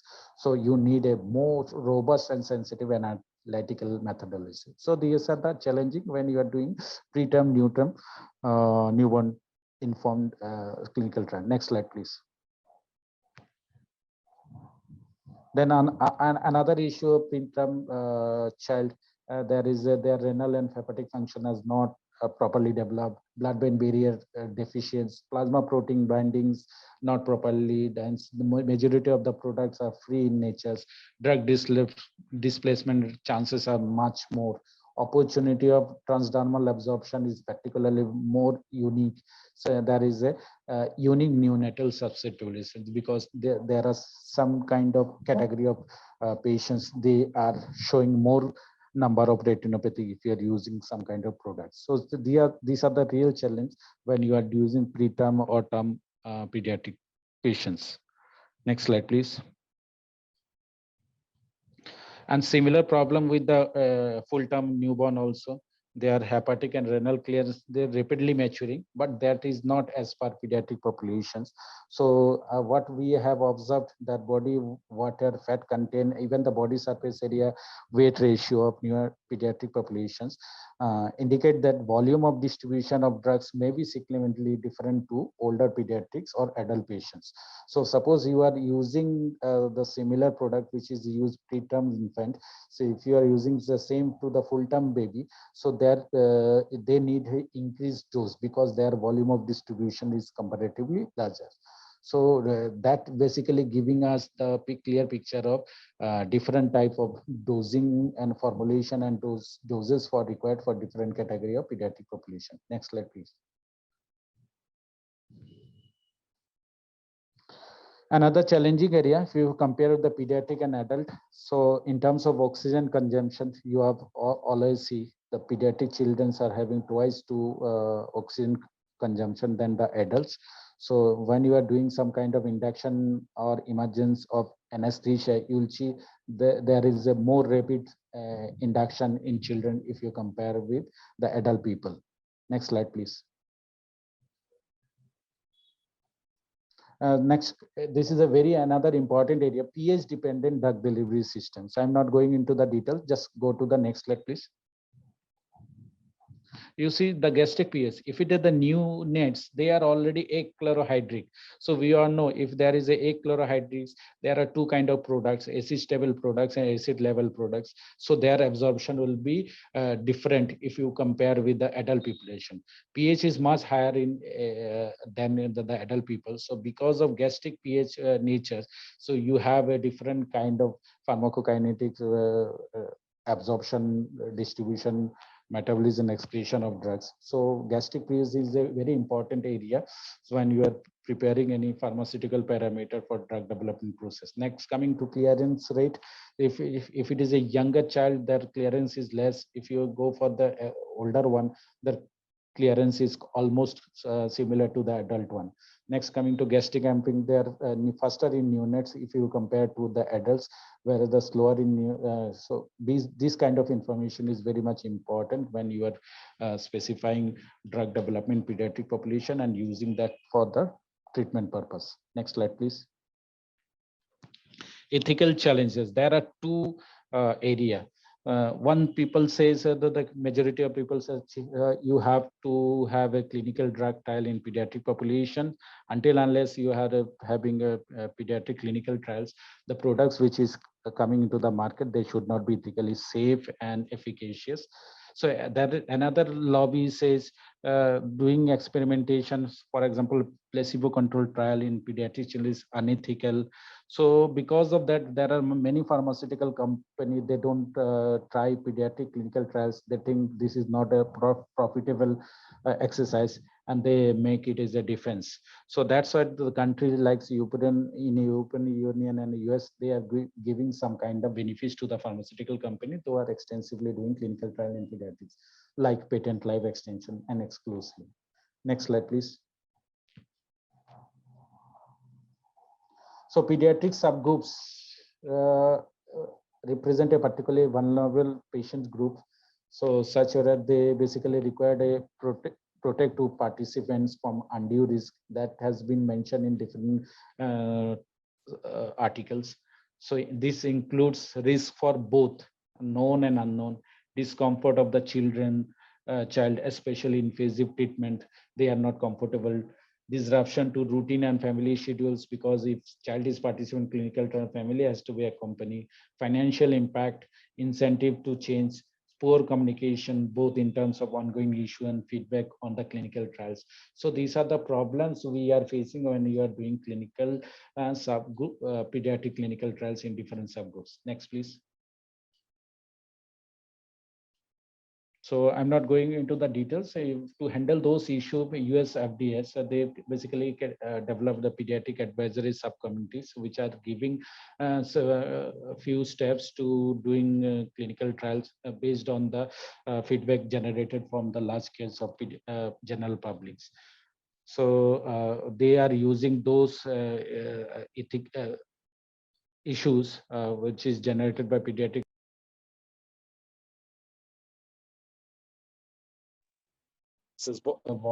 children as volunteer or as the pediatrics patients, placebo control trial, clinical trial design and data analysis. Next slide, please.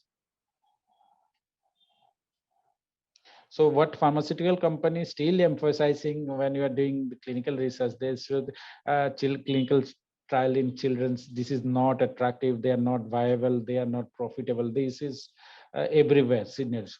Still, the governments and the pharmaceutical company are putting lots of effort for the clinical drug development in pediatric populations, and there are many guidelines came into the practice since 1996, and the industry are there following those stringent guidelines so that the error can be identified as early so that loss can be minimized. Next, palatability challenge. This is one of the biggest problem in drug development process in pediatric area, even for the patient care area also. So what kind of masking things you are using that should be efficacious and safe in the pediatric populations, that should not affect the viability, and that should not be accurate dosing. So to have a palatability change, which we have already discussed, pharmaceutical company, they are using different type of pharmaceutical techniques. Next slide, please. Dysphagia is the biggest challenge. There is scientific reason also that if you see the development of preterm neonates, early childhood and the adolescents, so there are lots of changes in start from the tongue to the esophagus. So because of that, you cannot use solid doses form in early childhood, because a study has shown majority of the cases there is a difficulty in solving. So based on this anatomical information or physiological information, pharmaceutical company and the using liquid formulation, semi-solid formulation for the younger pediatric population. Next, pediatric friendly dosage forms. So there are other, for example, malformed needle-free injections, which is very much important when you are using insulin for the type 1 diabetes patient. Nasal solution, nasal drops, ear ointments, and dermal preparations. So there are lots of improvement in the pharmaceutical techniques when you are using those products basically for pediatric populations. So pediatric administration, is it not that you use the adult product and you dilute it, because once you dilute it, that basically mismatch the dosing instructions. So that will have a negative impact on the patients. Even the color and the flavor you are using, that having cultural preferences. So that is another issues. If you go through the physiological study, there is a discrimination of sensory factors, for example, tongues and other, that basically reduce with the increasing of ages. So the product which is causing more nauseatic feeling, they may not produce same nauseatic feeling in the older pediatric populations. Next slide, please. Now, one article has shown there is the metabolic capacity, distribution side, gastrointestinal function variation, renal function variation, even development variation, which have a very positive and negative impact when using a pediatric formulation. Next slide, please. So in present presentation, I basically highlighted the challenges of drug development process in pediatrics. There is physiological factors that's basically important for drug deposition in infant children. Also, for example, we all know the drug metabolism. There is a variation of drug metabolism in different childhood. There is a age-dependent change in body composition. Because of that composition, there is a variation of drug distribution, and based on that, the action is also modified. Next slide, please. What we have observed physiologically, there is a age-dependent changes in structure and function of gastrointestinal tract. So that is also putting some modification in ADME study. The effect of postnatal development, the age dependence of thickness, extent of perfusion, if when you are using some kind of topical formulation. If you see, there is a variation of skin thickness, hydration from early childhood to the adolescent people. So the preparation you are using, that should be studied extensively to different age population, and based on that outcome, that formulation comes into the markets. If you are using that kind of population, the chances of toxicity or medication error will be less. So challenges of new frontier in the pediatric drug formulations. Next slide, please. What we have seen, pediatrician, majority of cases, they are using off-label drug for different pediatric disease. This is not in India. This is happening even in the developed countries. So they are using those off-label drugs, and they should have some kind of anatomical, physiological drug development difference between different category of pediatricians. Until unless they should have a proper pharmacological knowledge of absorption, distribution, metabolism, excretion of different category of pediatrics, there may be chances of both underdosing and overdosing. Next slide, please. In this picture, you can see prepubertal or adult individual. There is a gross variation in pharmacokinetic parameters of warfarin. So through this, because this variation, because of different pharmacological characteristic, physiological characteristics, different life of children. Next slide, please.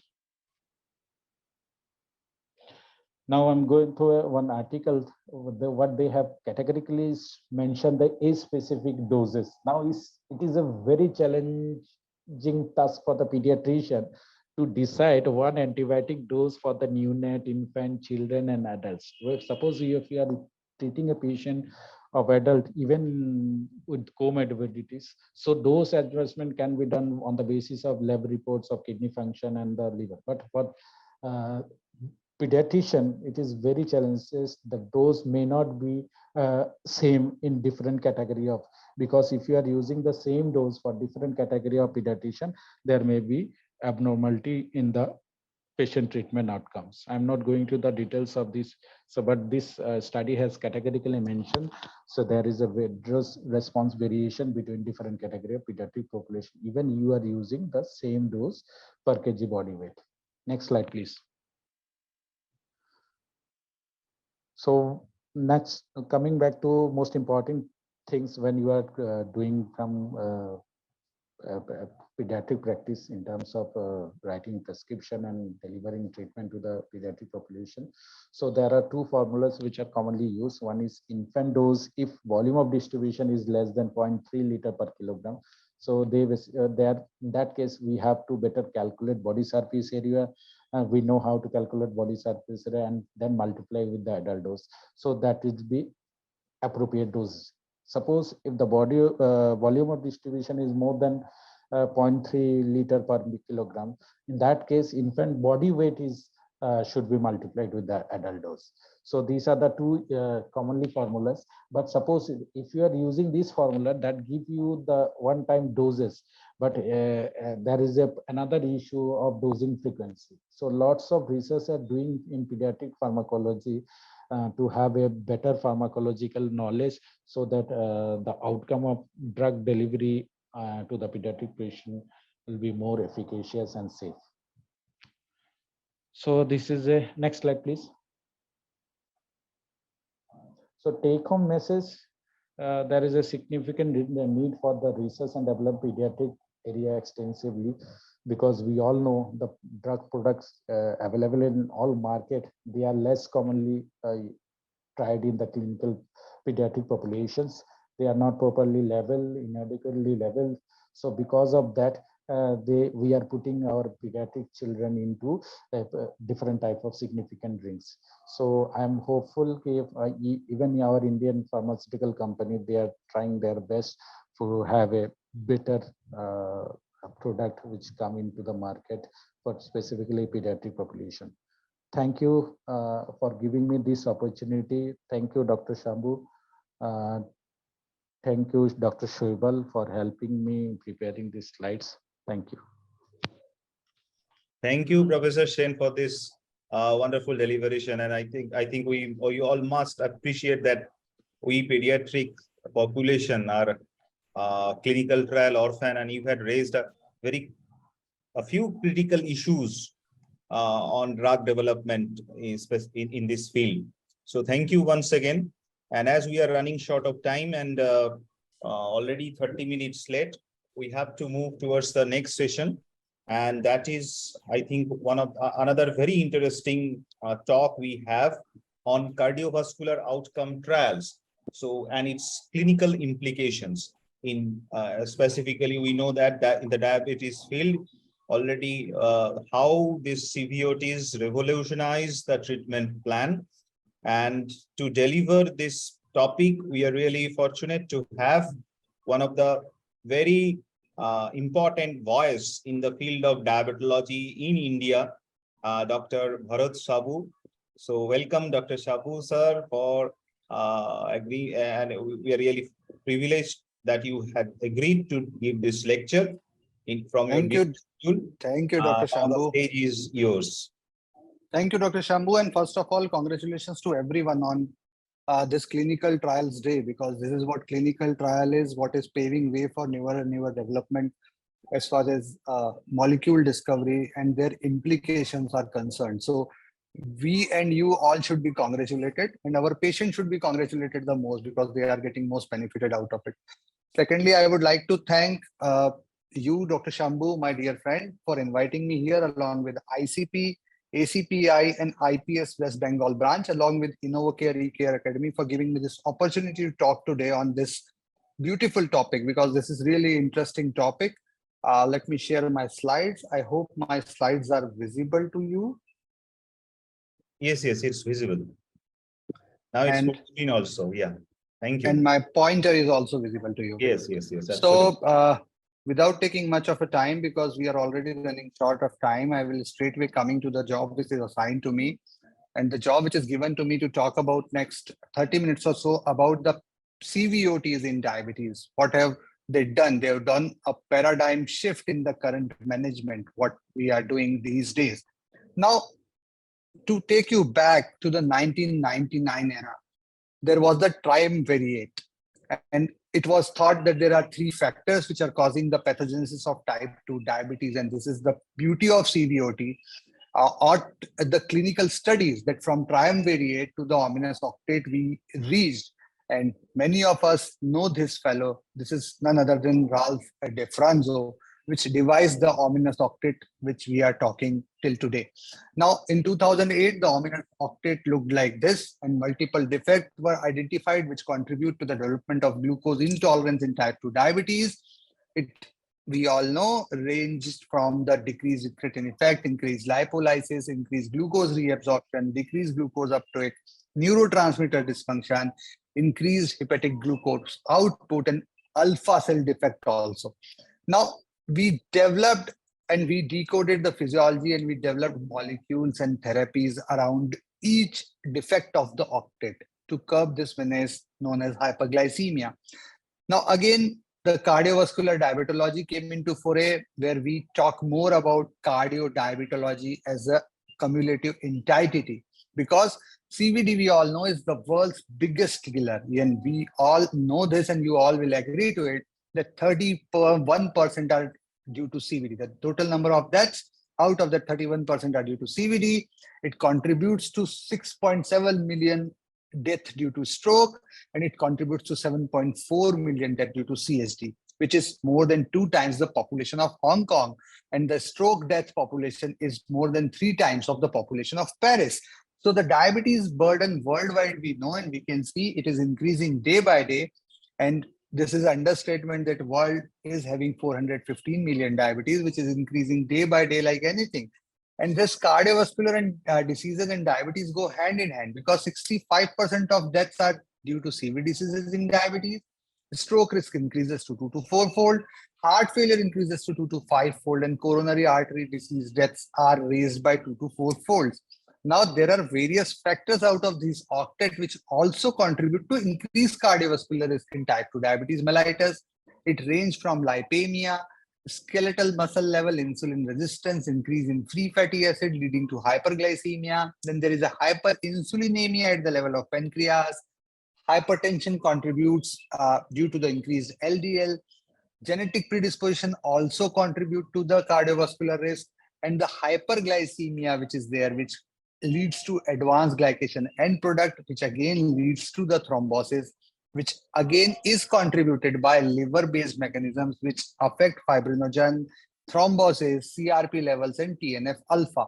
So these are all factors which contribute to the increased CV risk in type 2 diabetes. And though, to summarize the potential mechanism of cardiovascular damage, we have a hyperglycemia. We are adding insult to hyperglycemia with hyperinsulinemia and insulin resistance. Then there is oxidative stress on the body. Sometimes we suffer from hypoglycemia, which again increase the cardiovascular risk. We all know that if we decrease A1C, we decrease the risk of CVD, but who has proven this? So the metabolic components of diabetes, ADA treatment recommendation, they are clearly defining it since 2016, 17, 18, 19. And HbA1c was the goal, because we all know that reduction improves the microvascular complication along with weight control, blood pressure control, and lower LDL cholesterol with statin, because these reduce macrovascular complications, and they actually improve the cardiac milieu. Now, approaches to CVD prevention in diabetes are lipid modification, glucose lowering, BP lowering, and lifestyle intervention. So managing type 2 diabetes in primary care settings demands something which is beyond glucose centricity. And let us clear ourselves about this word glucose centricity. What does this mean? The Merriam-Webster's dictionary tells us that it is an irrational belief that lowering blood sugar using virtually any pharmacological means will produce a reliable reduction in adverse outcome. That means if you reduce blood sugar values, that doesn't mean you are doing cardioprotection to the same extent with every molecule. So there is something which is beyond glucose centricity. We need to fix ourselves beyond glucose centricity, although we all know there is an early glycemic control for which we know the legacy effect, because the early control of blood sugar is the key to long-term reduction in complication. Because when we do early strict glycemic control, this has been told by UKPDS, we reduce the long-term risk of micro and macrovascular complication. And if there is a bad legacy effect, it has been proven by VADT that long-standing preceding hyperglycemia accounted for high rate of complication in the same trial. Now, This is World War I, and this newspaper was on 1918, November 11, which told us that World War is over. But is it for us? No. Even after 100 years of history of diabetes medication, we are still fighting this war. Look here, in 1918, the early work with guanide was, Syntelin use was stopped early in 1920. Then gradually this timeline you see, and we are still working on it to search for the right molecule which can make us win this war against diabetes. Now, the worldwide prevalence of diabetes is actually increasing day by day as we are detecting and discovering and analyzing new and new molecules. But this graph is actually rising like anything. And 90%, more than 90% of this is type 2 diabetes. Now, pharmacotherapy options for type 2 diabetes, we all know the traditional options are these: biguanide, sulfonylurea, TZD, and insulin. Traditional, but which are not commonly used, AGI and glinides. Newer molecules, which are very commonly used, are DPP-4 inhibitor, GLP-1 agonist, and SGLT2 inhibitor. And newer molecules, which are not commonly used, are dopamine agonist, amylomimetics, bile acid sequestrant. Now, target organ actually are basically different for different molecules, and they are actually deciding how the molecule will work. Like metformin works on increasing the glucose uptake, TZD increase glucose uptake, metiglinide, sulfonylurea increases the insulin release, DPP-4 inhibitor, GLP-1 RA, we all know, decrease glucagon secretion and increase insulin secretion. TZD and metformin, they act on gluconeogenesis and insulin sensitivity. SGLT2 inhibitor increases the renal glucose excretion, thus reducing the load of glucose in the blood. TZD increase glucose uptake, GLP-1 RA decrease gastric emptying, DPP-4 inhibitor, it increases the GLP-1 and indirectly. And actually, these are the potential mechanisms by which these molecules are working. Now, to make it short, we have an era up to 2010, which was metformin sulfa era, where the main concern with sulfa was hypoglycemia, with metformin was lactic acidosis, and with sulfa again was weight gain. Then came the glinides. This was the big dividing line, and this was the deciding factor which gave rise to this incretin-based era, which is going on since 2010, where we were focusing more on cardiovascular events, heart failure, MI, pancreatic safety, bone fracture, urinary infection, diabetic ketoacidosis, weight gain, hypoglycemia, and cancer. So now our focus has shifted from this place to this place. And now we are not just glucocentric, we are focusing on so many things because we are doing research on a priority and we are ready to see the clinical implication of the molecule. Now, why CV safety is important? Because that the dividing line of India, we all remember rosiglitazone. It was a drug approved to treat type 2 diabetes. So safety data from controlled clinical trials shown that it potentially significantly increased the risk of heart attack and heart-related deaths in those patients who were taking Avendia. And this was a cartoon at that point of time by Kipper Williams, which tells us that GSK is saying the FDA is shortening my life, and that is the decision day for Avendia drug. So the decision came, and actually it paved a paradigm shift in actually how the diabetes molecule industry was behaving. An FDA guideline for CV safety trial for anti-hyperglycemic medication came, and the upper bound of the two-sided 95% confidence interval for the estimated risk ratio was defined to be less than 1.3. And it was said that this clinical trial will be a required post-marketing safety trial. So this was actually the month and the year where this guidance for industry came out.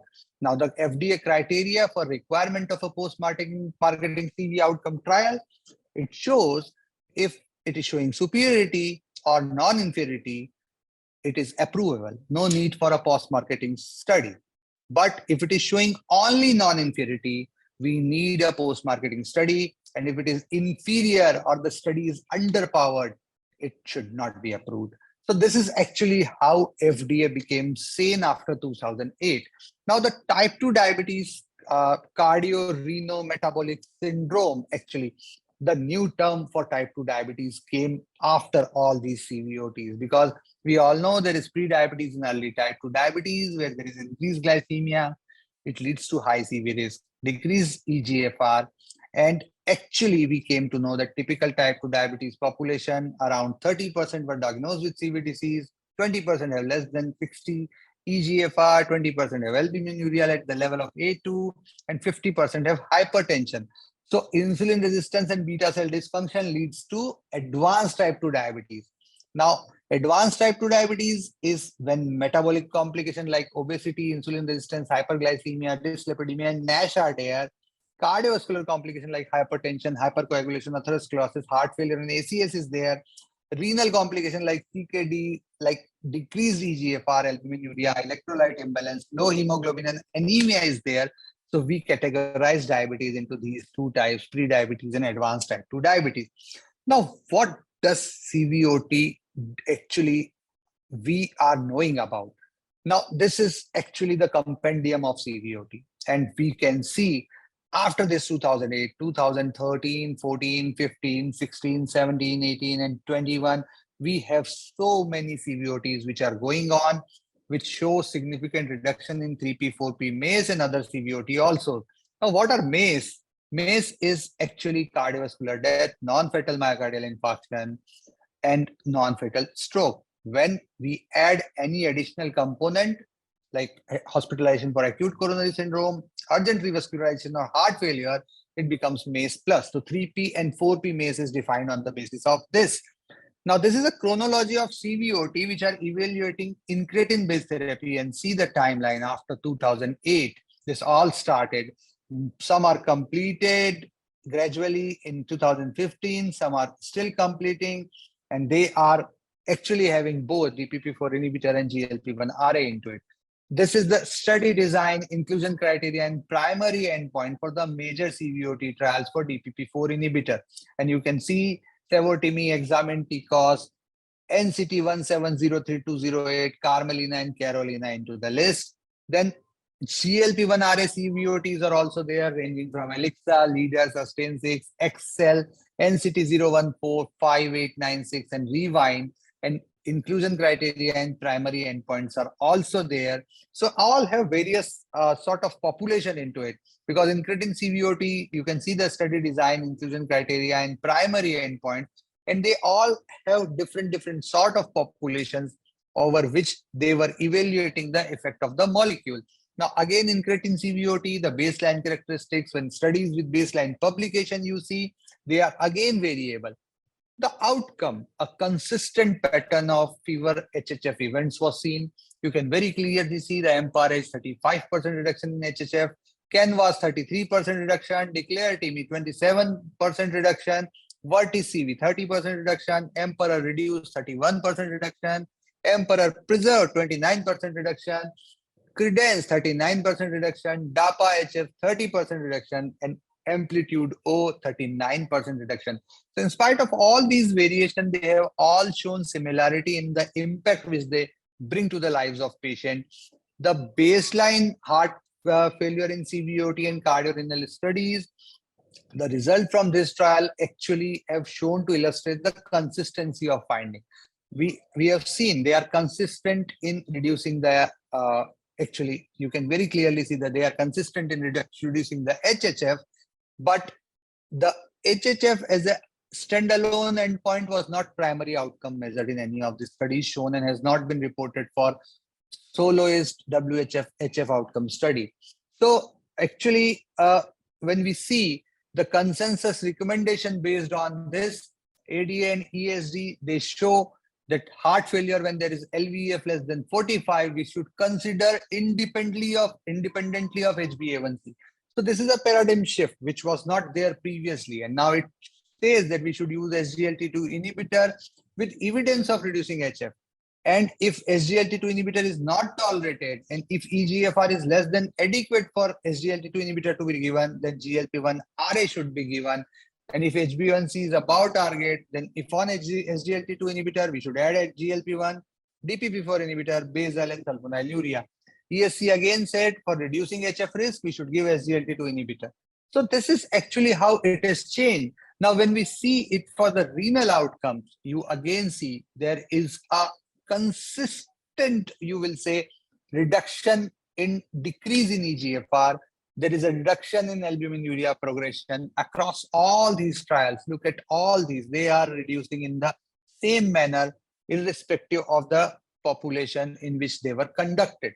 So the trials, they actually differed significantly in the measures used to assess renal function and albuminuria progression. And there was also a great variation in renal risk at baseline, but the outcome was same. So again, based on this, the guideline got a paradigm shift, and it was that CKD, when eGFR 30 to 60, we should again consider independently of HbA1c or HbA1c target. So now we are not glucose-centric, we are organ-centric, to be very precise, after all these CVOTs. Again, SGLT2 inhibitor, then if HbA1c is above target, then add GLP-1RA. KDIGO also says the same if eGFR more than 30 and not on dialysis, metformin and SGLT2 inhibitor first line, if already on metformin and SGLT2 inhibitor, and discontinue or reduce other medications. So this is again a paradigm shift, what we used to do previously. The CRA EDTA CKD clinical setting guidelines again says patient to be given SGLT2 inhibitor with evidence of cardio and nephroprotection. Now, heart failure, again, when we see the real world studies also, they have confirmed the pattern of fever HHF event in more diverse patients seen in routine clinical practice. So overall, they have given the same impact on CV, cardiovascular risk or the renal outcomes. Now, when we see the NLT with glucose lowering drugs, you can very clearly see 63, 53, 44, and 39 in empagliflozin. While when we see aspirin 50, statin 83, and antihypertensive therapy 125. So this is far better as compared to the conventional cardiorenal therapies. Now, again, when we see the completed and ongoing studies of SGLT2 inhibitor in renal risk of HF population, secondary HF and renal outcome measure in diabetes CVOT on SGLT2 inhibitor were hypothesis generating. They suggested the possible protective events on heart failure and renal diseases. As I have told you, only one diabetes CVOT, Carmelina, included a majority of patients with CKD. Now, the renal outcome studies we can categorize based on this. Credence we have in patients with type 2 diabetes. Code, again, we have in patients with type 2 diabetes. Then EMPA kidney in patients with or without type 2 diabetes. Same was with DAPA CKD. The heart failure outcome studies we can categorize based on this patient with diabetes, where lowest WHF was there. And then we had patient with or without diabetes, deliver, emperor preserve for HFpEF, and DAPA HF and emperor reduce for HFrEF. Now, the relative risk reduction in all these trials was there. Actually, they were reducing 3P MACE and CV death, and actually, this is the secondary prevention in statin. So which is better? You yourself see.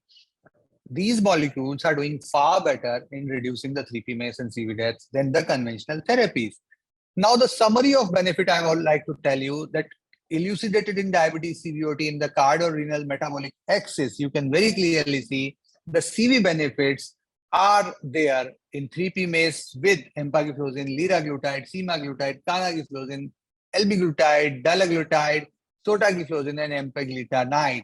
And metabolic benefits are with all the glucose lowering drugs because they all reduce the HbA1c level. But now we are not looking at it. We want something more, something extra. And what is that? We want extra renal benefits. So renal benefits is with all SGLT2 inhibitor except sotagliflozin, dulaglutide, albuminuria reduction with all SGLT2 inhibitor except sotagliflozin. Now, ESD, ADA, ACC, ESC guidelines recommend GLP-1RA and SGLT2 inhibitor. So this is one of the shifts. They again recommend SGLT2 inhibitor to prevent heart failure risk. ESG guideline recommend GLP-1RA and SGLT2 inhibitor with a proven benefit for weight control also. ESG guideline recommend GLP-1RA, SGLT2 inhibitor, DPP-4 inhibitor, or TSGLT to minimize hypoglycemia risk. So we are now wanting more after all these CVOTs. Previously, we were only glucocentric and we were only looking at the glucose lowering impact of that drug. Now, agents which are proven to save lives in patients with type 2 diabetes. Mind it, line is save lives. Saving live molecules are empagliflozin, liraglutide, oral semaglutide, they reduce all-cause mortality, CV death, and ACC and ESC guidelines prefer agent with a proven mortality benefits. Now we are shifting our focus from glucocentric approach to a proven mortality benefit. This is a summary of new CVOT in diabetes. You can very clearly see all these trials compared here. EMPARAGE outcome, reduced composite MACE, CV death, any death, and HHF, while many of the previous one with DPP4 inhibitor were neutral into it, Sevotimi, Examine, and TICOS.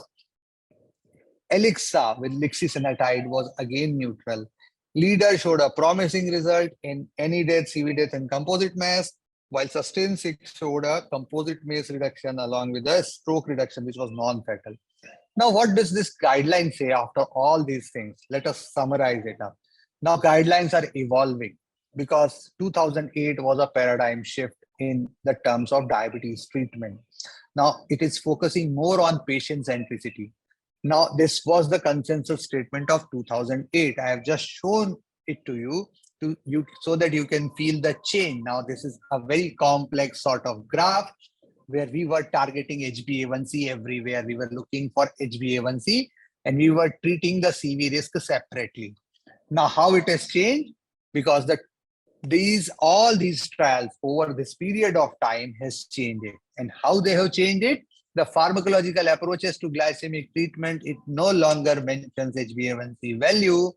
It says the first line therapy depends on comorbidities, patient-centered treatment factors, including cost and access consideration and management need, and generally includes metformin and comprehensive lifestyle modification. But after that, what it mentioned, ACVD or indicator of high risk, HF or CKD, recommend independently of baseline HbA1c. Now, this is a shift. We are not looking at baseline A1c.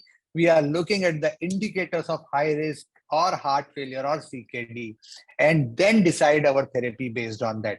So what should be the treatment regime? It is given by that. And what are the pharmacological approaches for the glycemic treatment? This is there, GLP-1RA or SGLT2 inhibitor with proven CVD benefit. Now, again, when we see the cardiovascular disease and risk management, it is one pillar now, glycemic management. Others are blood pressure management, lipid management, and agent with cardiovascular and kidney benefit. And then the baseline is lifestyle modification and diabetes education.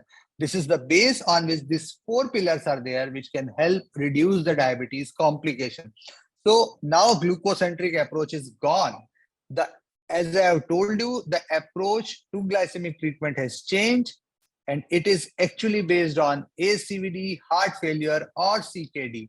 So this is actually drug specific and patient factors to be considered when we are prescribing a molecule in a patient with type 2 diabetes. Now, this is actually the ADS standard of care 2023 guidelines.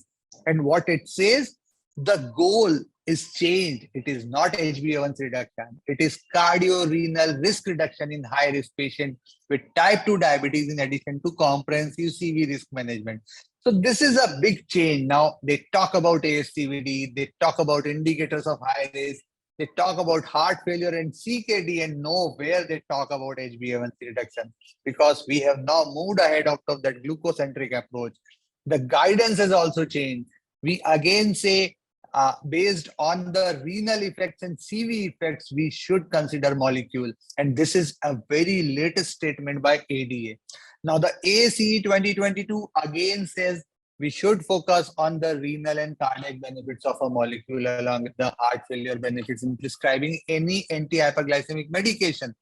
So the take-home message is, post-CVOT, the patients with type 2 diabetes are now actually getting benefits from treatment. Previously, they were just reducing their blood sugar values, and the benefit which was coming was very meager. And the management actually should be based on evidence-based guidelines, collaboratively with patients' individual preferences, prognosis, and comorbidities. And we should emphasize on person-centered care, integrated long-term treatment approaches, collaborative communication, and goal setting, which should be cardiovascular risk reduction, renal safety or renal preservation or renal improvement and heart failure reduction. And it is also important to assess the diabetes healthcare maintenance with attention to financial consideration. With that, I thank you all for the patient listening. Thank you.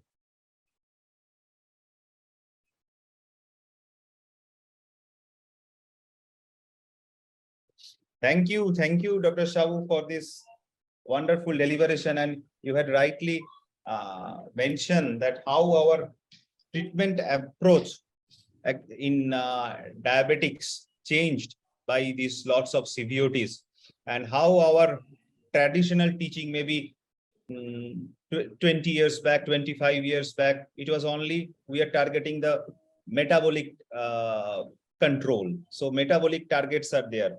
After that, we have some outcome-based therapy. And after this CVOTs, our treatment approach is totally shifted from metabolic control to outcome control. So thank you once again for this wonderful deliberation. I know you are now at RSSDI Ahmedabad chapter meeting. So thank you. Thanks for the opportunity given. And I would just like to add one thing to all the audience. Always focus more than the glucose value. Look at the glucose value, but don't be solely directed by the glucose values. And you will definitely do a lot of wonders to the patient. And now with this cost reduction, every molecule is approachable. So why not give the best to our patient so that they should be benefited, and also we should have a feeling that we have benefited someone. Thank you. Thank you once again. So we have to conclude today's program. We are really thankful to all the faculties today who had delivered beautiful lectures. And I think all the audiences, all the doctors who had attended today's meeting, they got immense help from those lectures. So as Professor Tapan Mondal, the president of IPS West Bengal, is not present today due to some issues, technical issues. So I am taking this responsibility to conclude today's program on behalf of Professor Tapan Kumar Mondal. But as we have our past president and president of ACPI, Professor Santanu Tripathi sir. So may I request Professor Tripathi sir to have some concluding remarks before we end today's program. Thank you very much, Dr. Shambo. Am I audible? Yes, sir. Yes, sir. You are audible, sir. Yeah. So it was a great evening today, and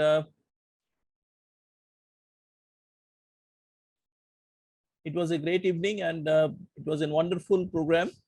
Congratulations, Dr. Shambo. And it was a collaborative platform. There were quite a good number of organizations, including Indian Pharmacological Society, the Association of Clinical Pharmacologists of India, and also I think the West Bengal chapter of the Association of Physicians of India, then Inovocare. We have ICP also, sir, Indian College of Physicians. Indian College of Physicians, right. Yeah. And Inovocare Academy, who had provided the logistic support. So what could be a better way of observing the clinical trials day?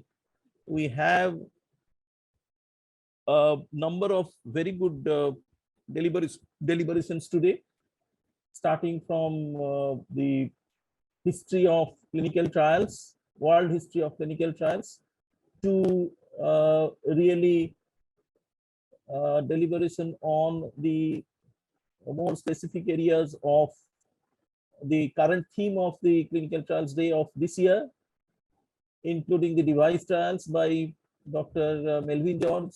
Then we also had the current situation of conduct of early phase clinical trials in India, where do we stand, by Dr. Jerin Cherian of ICMR headquarters. We also had a wonderful presentation by Professor Nitya Gohte on the enrichment designs of clinical trials. We are thankful to Dr. Sabu, who spared his valued time to share with us the CVOTs in diabetes. Dr. Shambo himself spoke about the history of clinical trials at the outset. And we also had Dr. Sukanto Sen, who spoke on pediatric clinical trials and pediatric drug therapeutics. So there was a galaxy of good speakers, as well as a vast expanse of the different topics that we considered today. I hope that all the people who attended today's meeting, it was quite useful to them. I only wish if some of these presentations could be made available for those who could not make it today. I request Dr. Shambo to request each of the speakers if they can share their presentations to Dr. Shambo, so that maybe we can have further discussion on separate occasions. With these few words, I have my heartfelt thanks to all the people, all the resource persons, all the faculty, and all the listeners, all the members of the audience, to make it a great, memorable evening today. Thank again, Dr. Shambo, for taking the burden of organizing this very, very successfully. Thank you, Dr. Shambo. Thank you. Over to Dr. Shambo again. Thank you, Professor Tripathi, sir, for your kind comments. And we already had recorded today's event, and with permission of from all the speakers, we will share this link to all our delegates who had attended, and also it will be available in the website so that they can also view it in later time. So I think we need to wrap up now, and really thankful to all those delegates today, because almost more than 300 doctors had attended from all over India. I am really thankful to all the doctors who had attended today's evening, and this clinical trial day is celebrated with lots of good topics. Thank you all the faculties today, and good night. And finally, also I want to congratulate the team Clarinet, who are taking care of these technical issues and helping us to reach all over India. Thank you. Thank you so much, sir. Thank you so much. you again. With all your permission, we are closing the session over here. Yeah. Good night, doctors. Good night.